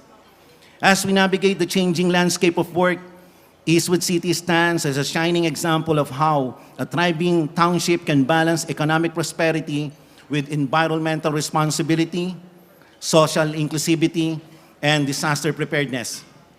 We invite you to join us in our journey towards a brighter and more sustainable future of work. Together, we can create a thriving, inclusive, resilient community that serves as a model for others to follow. Again, I thank you, and good morning to each and everyone. All right. Thank you very much. Ganda nun. Sir, yeah, you characterize it as sustainable, inclusive, and resilient. Indeed, sir. Enjoy lang po kayo kumain dyan. Okay lang po kami. Kung kami po ay interesado pa kayo makinig sa amin, palakpakan nyo nga po kami habang kumakain. Actually, naaamoy po namin ang kinakain nyo, but we don't mind because that is sustainable. And be resilient. Let's listen. Of course, while you're eating, I'm sure you'll be inspired by the stories. Alam nyo, yung SM, tsaka yung Mega World, okay yun, malaki. And then they are using innovations to be sustainable, to be inclusive, and to be resilient. Pero ito namang dalawang susunod natin, they actually capitalize on the small, but because they have big hearts. Yes, Ma'am Therese Fernandez-Ruiz, please. Thank you so much. Reese na lang po kasi ang haba ng pangalan ko. Oo nga. Maraming salamat. So, first of all, thank you so much for having me here. It's an honor to be with all of you here today. Maraming salamat. Napakaganda marinig yung palakpakan. Maganda rin marinig yung mga spoons and forks. Correct. No? Oo, maraming salamat for having us and for still listening while you're enjoying your lunch. So, my name is Reese. I'm co-founder and president of Rags to Riches. So, ang R2R po nagsimula around 16 years ago. Mukha lang po akong 12 years old, pero matanda na po ako. So 16 years po kami in business. And we started in a place called Payatas. Are you familiar po with Payatas? Yes. So may mga kababaihan po doon. Actually, marami, hindi lang kababaihan, pero mostly women, mostly mothers, who are making foot rugs out of scrap fabric. I'm sure alam nyo po ito. Yung mga basahan na hinahabi nila gamit ang wooden frame. So yun, gumagawa ang mga artisans nun. So very enterprising, very resourceful, pero alam naman natin na kahit gaano kahirap magtrabaho ang mga Pilipino, minsan mahirap pa rin umangat, lalo na kapag walang oportunidad. So ganun po yun nangyari sa aming mga artisans noon. Ang kinikita po nila bawat araw ay 10 to 16 pesos. Bawat araw po yan. Wala pong mabibili sa 10 to 16 pesos na talagang kayang buhayin ang pamilya mo. So kahit ang hirap ng trabaho nila, yun lang yung kinikita nila kasi walang oportunidad, hindi sila makapunta direct sa ating mga department stores kasi syempre kailangan ng compliance, kailangan ng permits. Eh yung iba nga sa kanila, wala pang mga birth certificate, wala rin sila mga ID. So, ang daming kailangang i-bridge na mga gap. And yun po yung naging role ng Rags to Riches. So 16 years ago, we started Rags to Riches as an opportunity maker and a partner for these artisans. Yung mga nanghahabi, yung mga gumagawa, gamit ang kanilang mga kamay. So from then on, we partnered with international designers, Filipino international designers like Rajo Laurel, Aranaz, so baka alam niyo yung mga pangalan na yon. Kasi sila po yung mga partners namin na gumawa ng mga magaganda and elevated, na hindi na lang siya foot rugs, but beautiful products and bags. So this is why I have my bag right here. So ito po, gawa ng Rags to Riches, gawa ng artisans. O, diba? Oh, ladies. Ayan. Calling the attention of the ladies, Reese. I wanna call their attention. Pati si Ate Ana. There. Sorry, Ate Ana, matagal na kasi kayo magkakilala eh. So pati siya, dala rin niya yung Rags to Riches bags. Yan. So ito, made of scrap fabric pa rin siya, and we still source from the communities, and then we also work with indigenous communities to put together the other materials. So ito yung bag ko, maniwala kayo sa hindi, may payong dyan. Pwede ko rin ilagay yung baon ko later. So para kasi siyang puso, di ba? So pwede siyang pang extra rice. So yun, gumagawa ng ganito yung mga artisans, and now we sell in our online store, which is at www.r2r.ph. That's r2r.ph, and also international. So we're very proud because we're able to provide this platform for artisans na dati walang oportunidad, dati 10 to 16 pesos yung kinikita, ngayon meron na silang kani-kanila mga savings. And anong ibig sabihin nun pag may savings ka? Pag may savings ka, pwede kang magplano para next week, para next year. Kasi kung wala kang savings, you don't have surplus, anong gagawin mo? Hand to mouth. Kung anong kikitain mo ngayon, gagastusin mo ngayon, may utang ka pa. So it's very important for us that this platform remains, because for us, the future of work is not just about technology. Correct. It is really about humanity. Kasi meron kang ang technology, pero para saan yun? Para saan ka nagtatrabaho? Para saan ang iyong future? Correct. It's not for the robots, it's not for AI. It is for the benefit of humanity, hopefully. So, kaya namin ginawa ang R2R. Kahit na sa mga nakikita ninyo, it's all handmade, di ba? Kabaliktaran ng teknolohiya, but we still use technology a lot so that our artisans can move forward to the future. Maintindihan nila kung ano yung mga tools na kailangan gamitin para they can lift themselves and their families out of poverty. So we're very happy that even if the artisans really know how to make these very well, marunong din sila of course, sa social media, marunong gumawa ng content para sa social media, marunong gumamit ng Canva. May mga ilan sa aming mga artisans na marunong mag-Shopify at marunong na rin, natututo na rin ng mga ads. So, we're happy kasi we're bridging very traditional crafts and the future. Great. And gusto ko lagi bumabalik sa dahilan kung bakit namin to ginagawa. Kasi mahirap siya, di ba? Mahirap magnegosyo. Sa Pilipinas lalo na, buti na lang nasa QC kami. At yung business permit namin online na para iintayin ko na lang. Pwedeng gawin ng ibang magagandang bagay, di ba? So maraming salamat to our QC local government, to Mayor Joy, to my good friend Margie. Maraming salamat for the work that you do. Alam kong hindi madali. So, kami, bakit namin to ginagawa? I'll always go back to this. And I think, when we talk about the future of work, we should always remember why we're doing this in the first place. So babalik ako sa favorite quote ko from a song, pero hindi ko kakantahin. So from the musical Hamilton. Sinabi niya doon, legacy, what is a legacy? It's planting seeds in a garden we never get to see. So kahit hindi natin makita, ngayon, every single one of us here in this room, may ginagawa tayo, planting seeds for the future. Because it is so important. Hindi man natin makita, alam niyo sinong nandun? Mga anak natin, mga apo natin. The future will look back to this moment and they will say, maraming salamat and you did your part. And this is why we're having a beautiful garden that we can all live together in peace and happily and and with prosperity. Happily Maraming ever after. salamat. Thank you very much. Yes. Palakpakan nyo. It's beautiful, Reese. You know, you did not only teach them how to fish. Gas-gas na yun eh. You don't give them a fish, teach them how to fish, and you feed them for a lifetime. Sa'yo, you planted trees. You planted the good seed. And the perfect example really of the three P's is on you. People, planet, and of course, profit. Because magkano daw yung bag? May nag-text sa akin na nandun. I'm sure the Send you women link. How much is that? How much is that bag selling? Ito, I think it's 3,800. 3,000. And that's made by your artisans? And itong naka-zoom in ba? Mamaya pa zoom in. Oh. But ito, bawat isang thread dito, isa-isang sinabi Yeah. ng artisans for So, a few days. Yeah, a suggestion na sa mga babae dito na ang mahal-mahal ng bags nyo, this is a better conversation piece. Actually. Yeah, mamaya, dapat ma-exhibit ka dito. Tama po ba? Tama sa mga babae? Yes, Di ba and- napakahalaga ng bag sa inyo? Correct. And if I may just add, of all genders. Kasi Of course. kung lalaki No, no. ka, tapos gusto mo, walang mag-judge. Ay, itong kanya, We're actually- happy. Actually, papunta ako kay Ana. Kasi yung bag niya, hindi naman. Di ba? Product nyo din. Nakakatuwa lang. Really, the three P's is with you. But the deeper P, the fourth one is purpose. You know what? When the why is big enough, the how is gonna be easy. And that's why the how is very easy for you because your why is very big. Thank you, Anna. Rather, Reese, thank you for your life and thank you for your vision of the future. And let's listen to a lady who is more than her family name. You know, we all know a meloto is a meloto. But this lady made a different mark. She made human nature a brand. Tell us how you did it and inspire us. Go ahead, Anna. Thank you so much. Can you hear me? Yeah. All right. First of all, thank you so much for inviting me. I'm so honored to be here in a panel with really some of the best business leaders in the country. So Human Nature is actually a business that also has its roots in Quezon City. We started in 2008 in Commonwealth Avenue, and our head office is still there.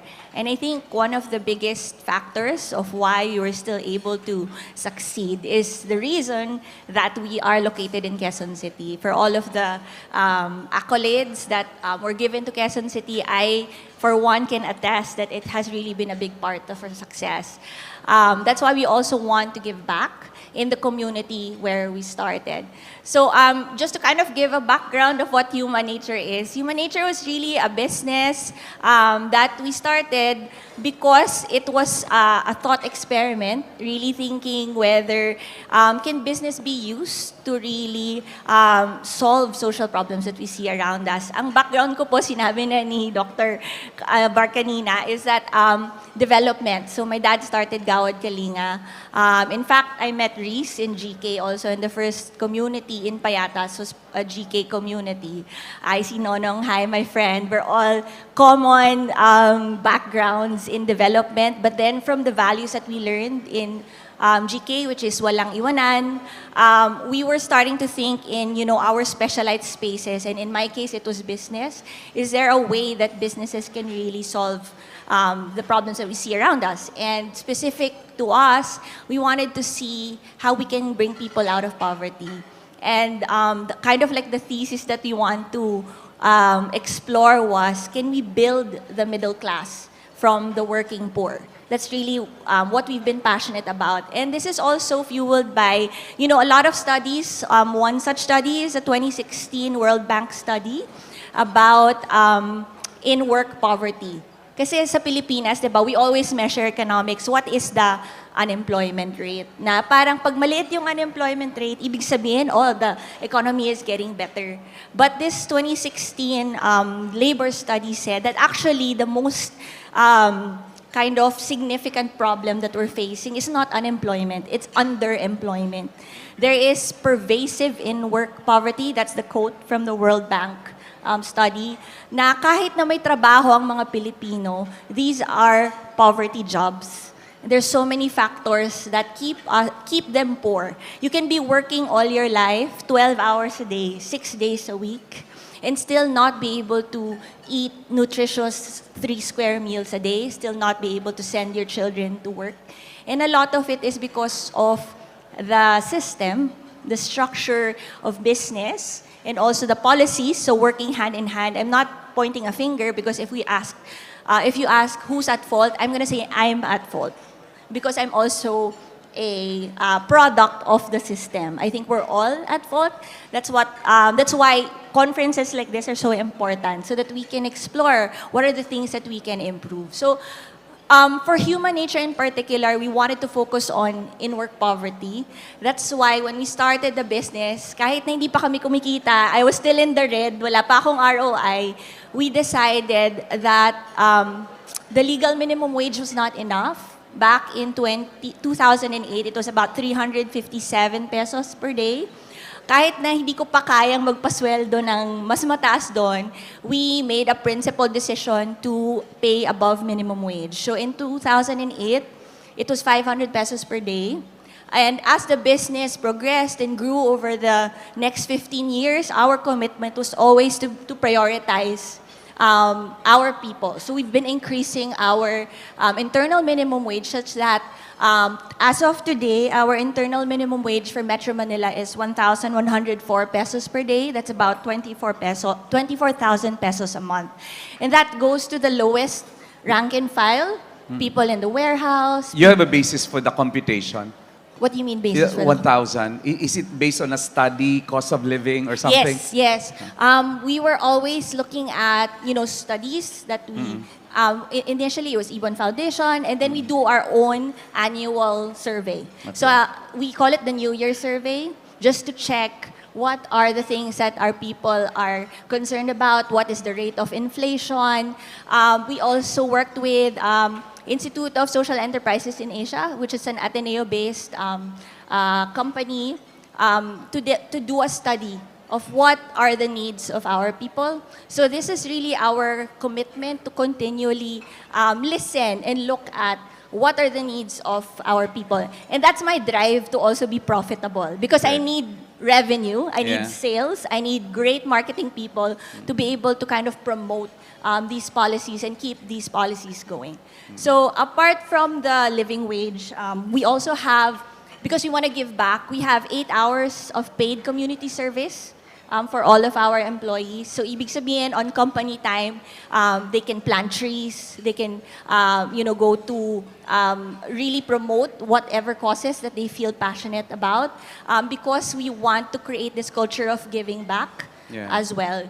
We're also very family focused. I'm a mom of 6, so I know the issues of working parents. So we opened a company daycare even before the pandemic, and we created a family support program for our employees. And right now we have a daycare just it's walking distance from our company. So parents report to work with their kids, drop off their children at the daycare, and then after their shift, they can get their kids after their shift. So those are some of the inclusive policies that we've really promoted.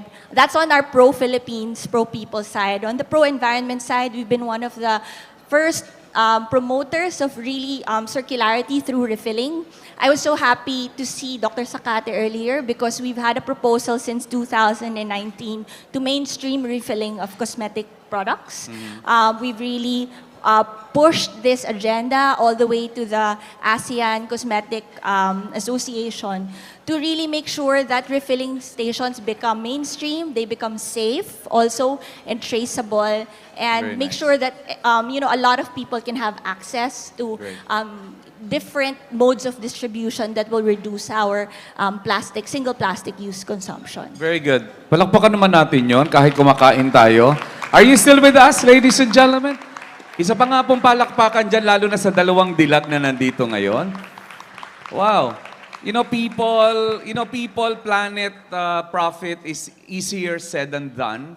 But you actually did not just do it, you actually perfected it. Imaginein mo, nag-compute sila ng sarili nilang minimum wage so that they will not be trapped into what is mandated by the law to make sure that the quality of life of their people has improved.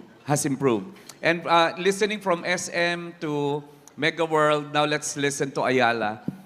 We have with us, of course, architect, our urban planner, Architect De Castro. Hello. Magandang tanghali po sa inyong lahat.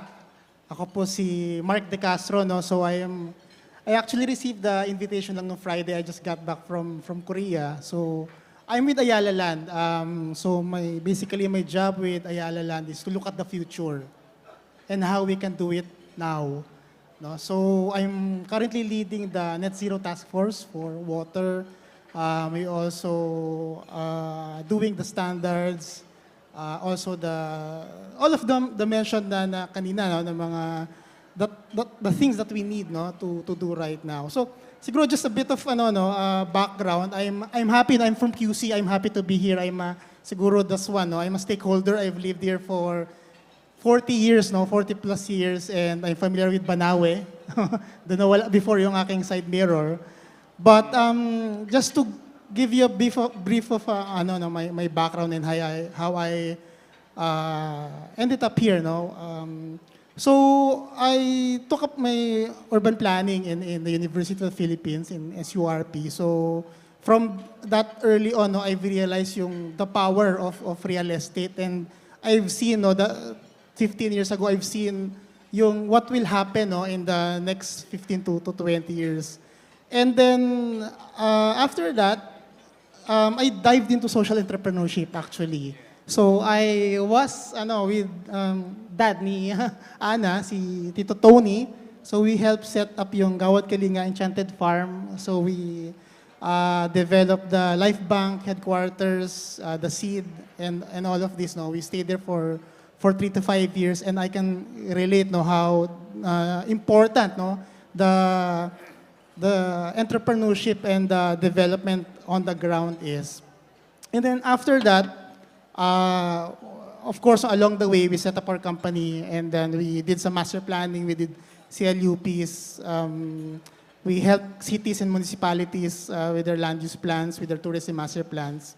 And then along the way, no, I realized the power of real estate, and the reason I'm here right now with Ayala Land is I think we are in a best position, no, to really anticipate this. They call it the great shift. No? We are living in the great shift, actually. So a part of that, we all know climate change. But just to give you some data, no, by 2050, cities will be 70% urban. So the shift, no, from 30% right now, magiging 70% yan. And then the shift of the population going urban, we really need to anticipate how to manage our cities. And then secondly, there's this study, that was done by ARK Invest, it's a global asset manager. So the next wave of innovation, no, the fourth wave of innovation. The first wave was a steam engine. The second, yung electricity. The third was the computer. We are in the fourth wave of innovation. Ito yung AI, blockchain, everything digital will be 5 times more powerful, more impactful. No? Believe it or not, it's going to be, there will be a lot of changes. So I mentioned earlier, I just came back from South Korea. So I attended the Asia Pacific Urban Forum in Suwon. So Suwon is parang siya yung Manila or Intramuros of South Korea. So all of the innovations right now happening, it's so exciting. And then the third day, I went to Sejong City. We went to this place, no. It's about 6 to 7 hours from Suwon. Hidden just in the valleys of South Korea is an institution, no, called the Korea Research Institute for Human Settlements. And I've seen, no, how they're planning 50 to 100 years from now. I've talked to their head of the digital twin director, and they are looking at really preparing for the wave, no, these waves of innovation. But I just like to go back to the ground. Why? So from Ayala Land right now, just to give you an idea, no, of the scale where we are right now. No, as I mentioned, 70% urban. Makati right now, current GFA is 5 million. Now we are only halfway, and that's 40 years of development. Halfway pa lang tayo, and it will be 10 million by 2050. BGC, 6 million in GFA niya. That will be double in the next 25 years. So in Ayala, we are already preparing for all of these things, and we really look into the future of work. No, of course, we have residential, offices, mixed-use development in all of our township development. And looking forward no, to our discussions.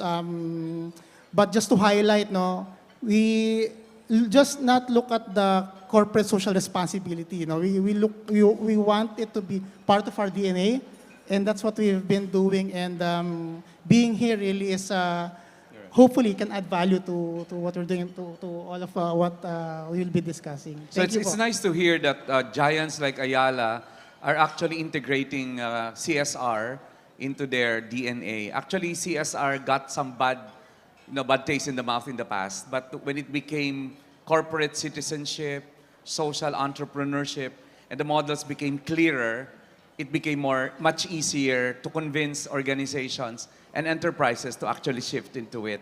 Of course, the two ladies here represented organizations that from the beginning had the purpose of social benefit. But the others, of course, we did not know you as that, but eventually, because you are models, you're actually becoming key players to it. Engineer Mateo, I'd like to ask you, as I'm given one last question for all of you. The question is, what tangible benefits did SM get from embracing this corporate citizenship? You mentioned na nung binigyan nyo ng pwesto ang mga government services, dumami ang foot traffic. But tell us, convince us more that even the micro, small, and medium enterprises should also actually embrace it. Because if SM benefits from it, why not us? Yeah, Dr. Carl, no? Alam niyo po, ang CSR is really very, very good for business. One of the tangible things, no? 30, 40 years ago, hindi namin alam na waste segregation can be a corporate social responsibility by minimizing waste. Hindi namin alam, but when we first opened our very first mall, we are already practicing waste segregation. And the very high cost of throwing those garbage, the residual volume, is millions and millions of pesos. It can run into hundreds of millions in a year. But practicing waste segregation, no, the tangible is on the savings of the company. We can save hundreds of millions. Saving water, for example, now, we know the high cost of water. Recycling water saves us millions and millions of cubic meter. So the tangible effect on us is on the bottom line because we can save a lot of money. And those part of the CSR is we can divert those very much needed fresh water instead of being used in our aircon.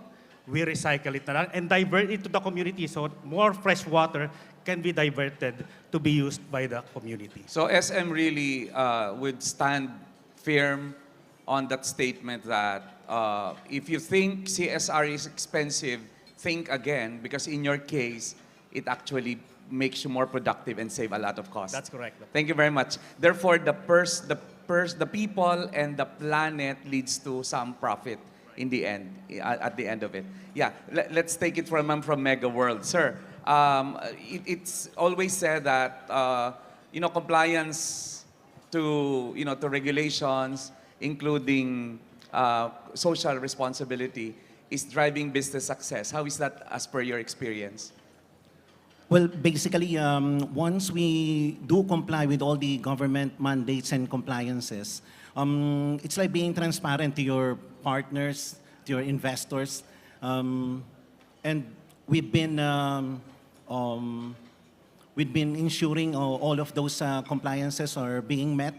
And we conduct those audits to ensure that our compliances and controls are in place, a check on every aspect, and we do adopt call this one a good bookkeeping and storing of all our compliances so that once we were able to meet up with some of our investors, similarly with our top management, they're being assured that all of their investments are well taken care of. So compliance equals transparency equals less corruption, equals Precisely, lesser cost. Sir. Yes, sir. So that's the equation. Yes, sir. It looks like it. Ladies and gentlemen, pakinggan po natin tong taong ang trabaho ay makita ang kinabukasan para sa Ayala. Of course, he's not using a crystal ball to do that, sir. No, you don't do that, architect. You are using science to see the future. And the future you're looking at is not next year or 2 years from now. It's far, far future. Tell us, what should MSMEs see in the future that you saw for Ayala? Thank you for that, Doc Carl. Actually, one of our professor ni Riz always believed that all businesses will become social enterprises in the next So, of course, no one can predict the future. But there is what we foresight. So vision. The vision of 15 to 20 years. So right now there's a demographic change so di ba you have the Gen Z. So number one, demographic. The next is Generation Alpha. Okay. No. So ito na yung mga very tech savvy. So my son is 3 years old, no. So I think the major challenge right now, no, before we go into what will happen in the future, yung short-sightedness yung short attention span, no. I was talking earlier kay ma'am, no, yung sa IT BAP. The most important ngayon, yung challenge will be paikli yung short, yung times, yung attention span. Yeah. So my Because for we're so example, distracted. Oh, tsaka for example nga 4 years old siya, so very siya sa iPad. So ang iPad kasi YouTube, ang bilis mag 5 minutes, 10 minutes. So nagiging ngayon siya, na-ingrain ngayon siya doon sa mind, no. So saying that, I think the future, in order to what we need to do is to prepare, no, the next generation na yung education will be very critical. Kailangan ma-balance natin yung times yung yung attention span. And number 2, yung technologies, it will not just be in Ayala Land we have what we call phygital, no, physical and digital phygital. So in short, a hybrid environment. So the future workforce will be immersed into these environments, and the critical thing right now will be how we will design, no, our offices, our environments, our mixed-use areas. So I think it's a bright future, but very different and very challenging. But hopefully we can address those. And if we really love the word innovation, one secret to innovation is diversity. Yeah, the more diverse we are, the more creative and innovative we can be. And I like it when you said phygital, because you're trying to diversify. I'm sure meron ka dong baby boomers, meron ka dong Gen X, Gen Y, and all of this. But remember, the future demographics will be dominated, the future population will be dominated by the millennials and the Gen Zs, and that these are different kinds of quote-unquote animals in the planet. And they're very hyper-connected, they're very purpose-driven. So if you're not into a purpose-driven existence, you might just actually be extinct in the future. Now, I want to excite the audience by asking Riz. Riz, you have to inspire us. What is the most fulfilling aspect of being a social enterprise? You innovated towards social entrepreneurship. What is the most fulfilling reward having made that decision in your life? That's a very hard question, but thank you for the question, and thank you for the little bit of pressure to inspire everyone. Yeah. So I've been a social entrepreneur for the past 16 years, and daming challenges, super dami. But also there are moments of inspiration, and even us, there are moments when we rediscover why we do this in the first place, what our role is in the country and in the world. So there are many things to be inspired with. Siguro the most fulfilling is getting to this level today. So R2R has been around for the past 16 years. We actually almost died as a company last 2016.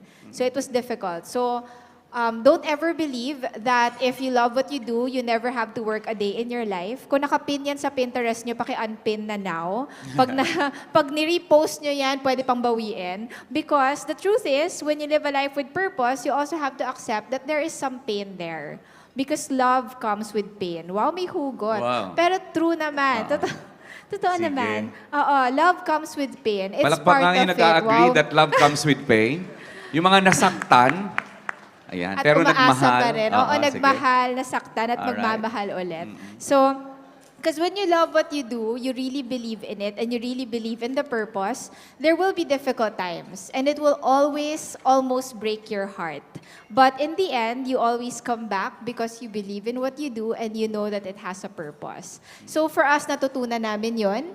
We almost died 2016, and because of partnerships and collaborations and grit and hustle, we're here with you today. So I actually really believe in the power of collaboration and corporations actually involving social enterprises. And I also want to echo what Sir said about in the future, all companies will be social enterprises in a way, because social enterprise is not a structure, it is a principle, it's a way Correct. of life. It's a philosophy. It's a philosophy, exactly. And so all of the amazing big companies with us on this stage right now, they're creating enormous impact just by operating very well and doing good by operating. Hindi siya side project. Kaya dati merong connotation na CSR is medyo, ay, CSR lang. But no, now kasi, it's integrated in the business practices. It's in the DNA. Exactly. And the companies, the big companies doing that actually helped us a lot. So we're able to integrate into the supply chains of Ayala, supply chains of Megaworld, of SM. We have a partnership soon, sir. Baka di nyo lang alam, pero Very sabihin good. ko mamaya. Yeah. Yeah, so Beautiful. it's been very helpful. So knowing your purpose and surviving through pain is one of my, I think, biggest achievements to date. After all, who's in greater pain than those people you serve? I think that's most inspiring, di ba?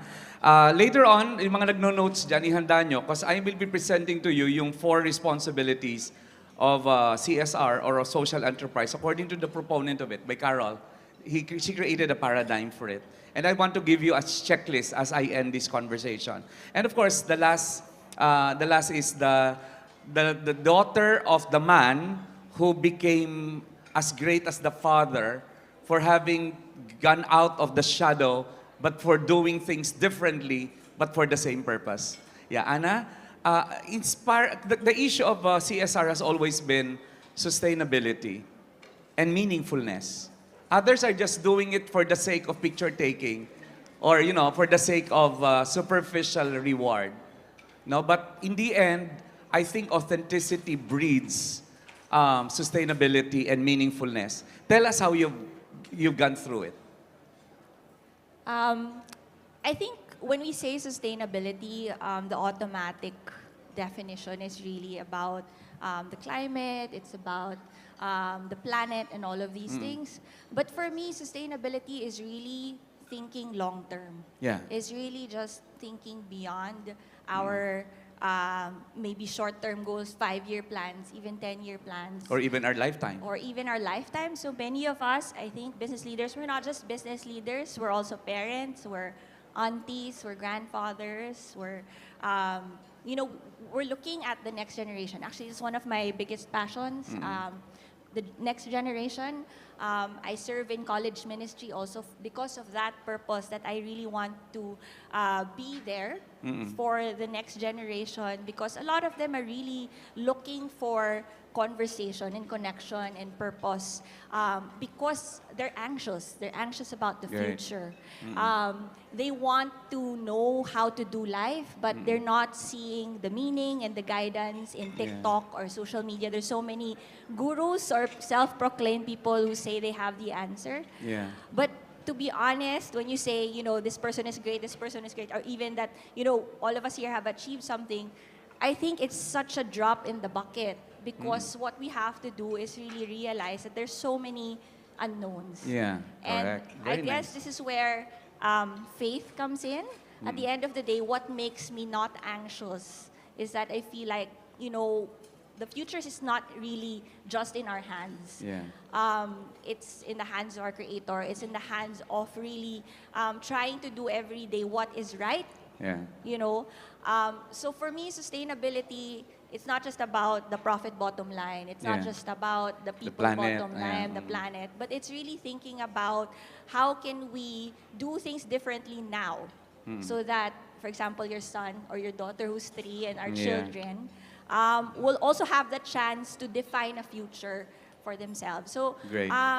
for me, it's really that. Now, let's not just look at short-term profits, but really invest in beyond 10 years, beyond 20 years. And Yeah. it's not just the money, it's the values Yes. that we pass on to the next generation. Very nice. And by the way, if you think of IQ and EQ and AQ and SQ, there's another Q of the fourth industrial revolution, and that's the DQ, digital intelligence. And if you think digital intelligence is digital intelligence in the techiness, which our next panel will talk about, next planner will talk about, to your surprise, DQ is anchored on values.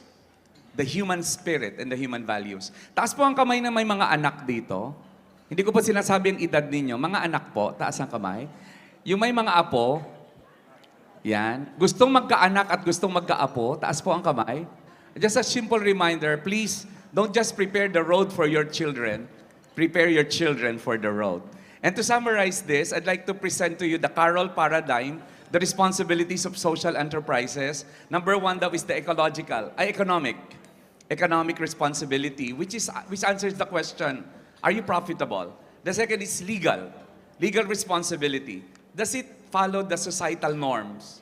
The third daw is ethical. Is it right, just, and fair? And the last is philanthropic responsibility. The question there is, are you improving the quality of life? Yun po siguro ang maganda doon. And of course, our panel will agree that they have contributed to the improvement of the quality of life of a Filipino, of the country, of the communities, one Filipino at a time. Thank you very much. Palakpakan po natin our panelists. And this has been Dr. Carl Balita for the first plenary. Thank you very much to all of you.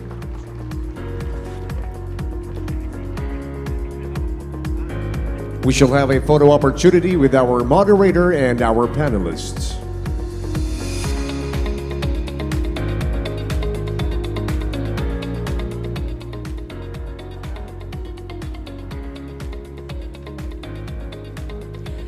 And with that, thank you to our moderator and panelists beaming with smiles right now on stage. Now, the topic of corporate responsibility is more critical than ever. It is high time for businesses to shift their focus, recognizing that success should not be solely measured by profit, but by the positive impact that they can make on society and the world as a whole. Indeed, businesses, especially big ones, hold the power to drive sustainability and contribute to a better world. Now, to all of our panelists and our moderator, Mr. Carl Balita, Dr. Carl Balita, a round of applause for them, please. Thank you all so much for taking the time to share your thoughts, expertise, and knowledge with us today. Now, we've only finished the first plenary, but we have already learned quite a lot. The ideas raised during the first plenary were not just theoretical, but they were practical and actionable. I believe that by the end of this conference, the end of the 2 days, businesses in Quezon City will definitely do good or do well by doing good. I'm glad that the solutions and suggestions given during the first plenary were something that our business leaders can truly use to help make businesses more responsible here in Quezon City. I'm glad that our business leaders are passionate about responsible business practices as well, which is why I believe we all deserve this next segment in our program. Please continue enjoying lunch, but I'm going to also uplift your energy with the next thing that I'm going to be announcing to all of you. We are now going to have our first raffle for the day. Okay, parang walang nagpalakpakan, parang ayaw nila ng raffle. Ang hindi po pumalakpak, hindi po eligible sa raffle. Uulitin ko, we shall now have the first raffle of the day!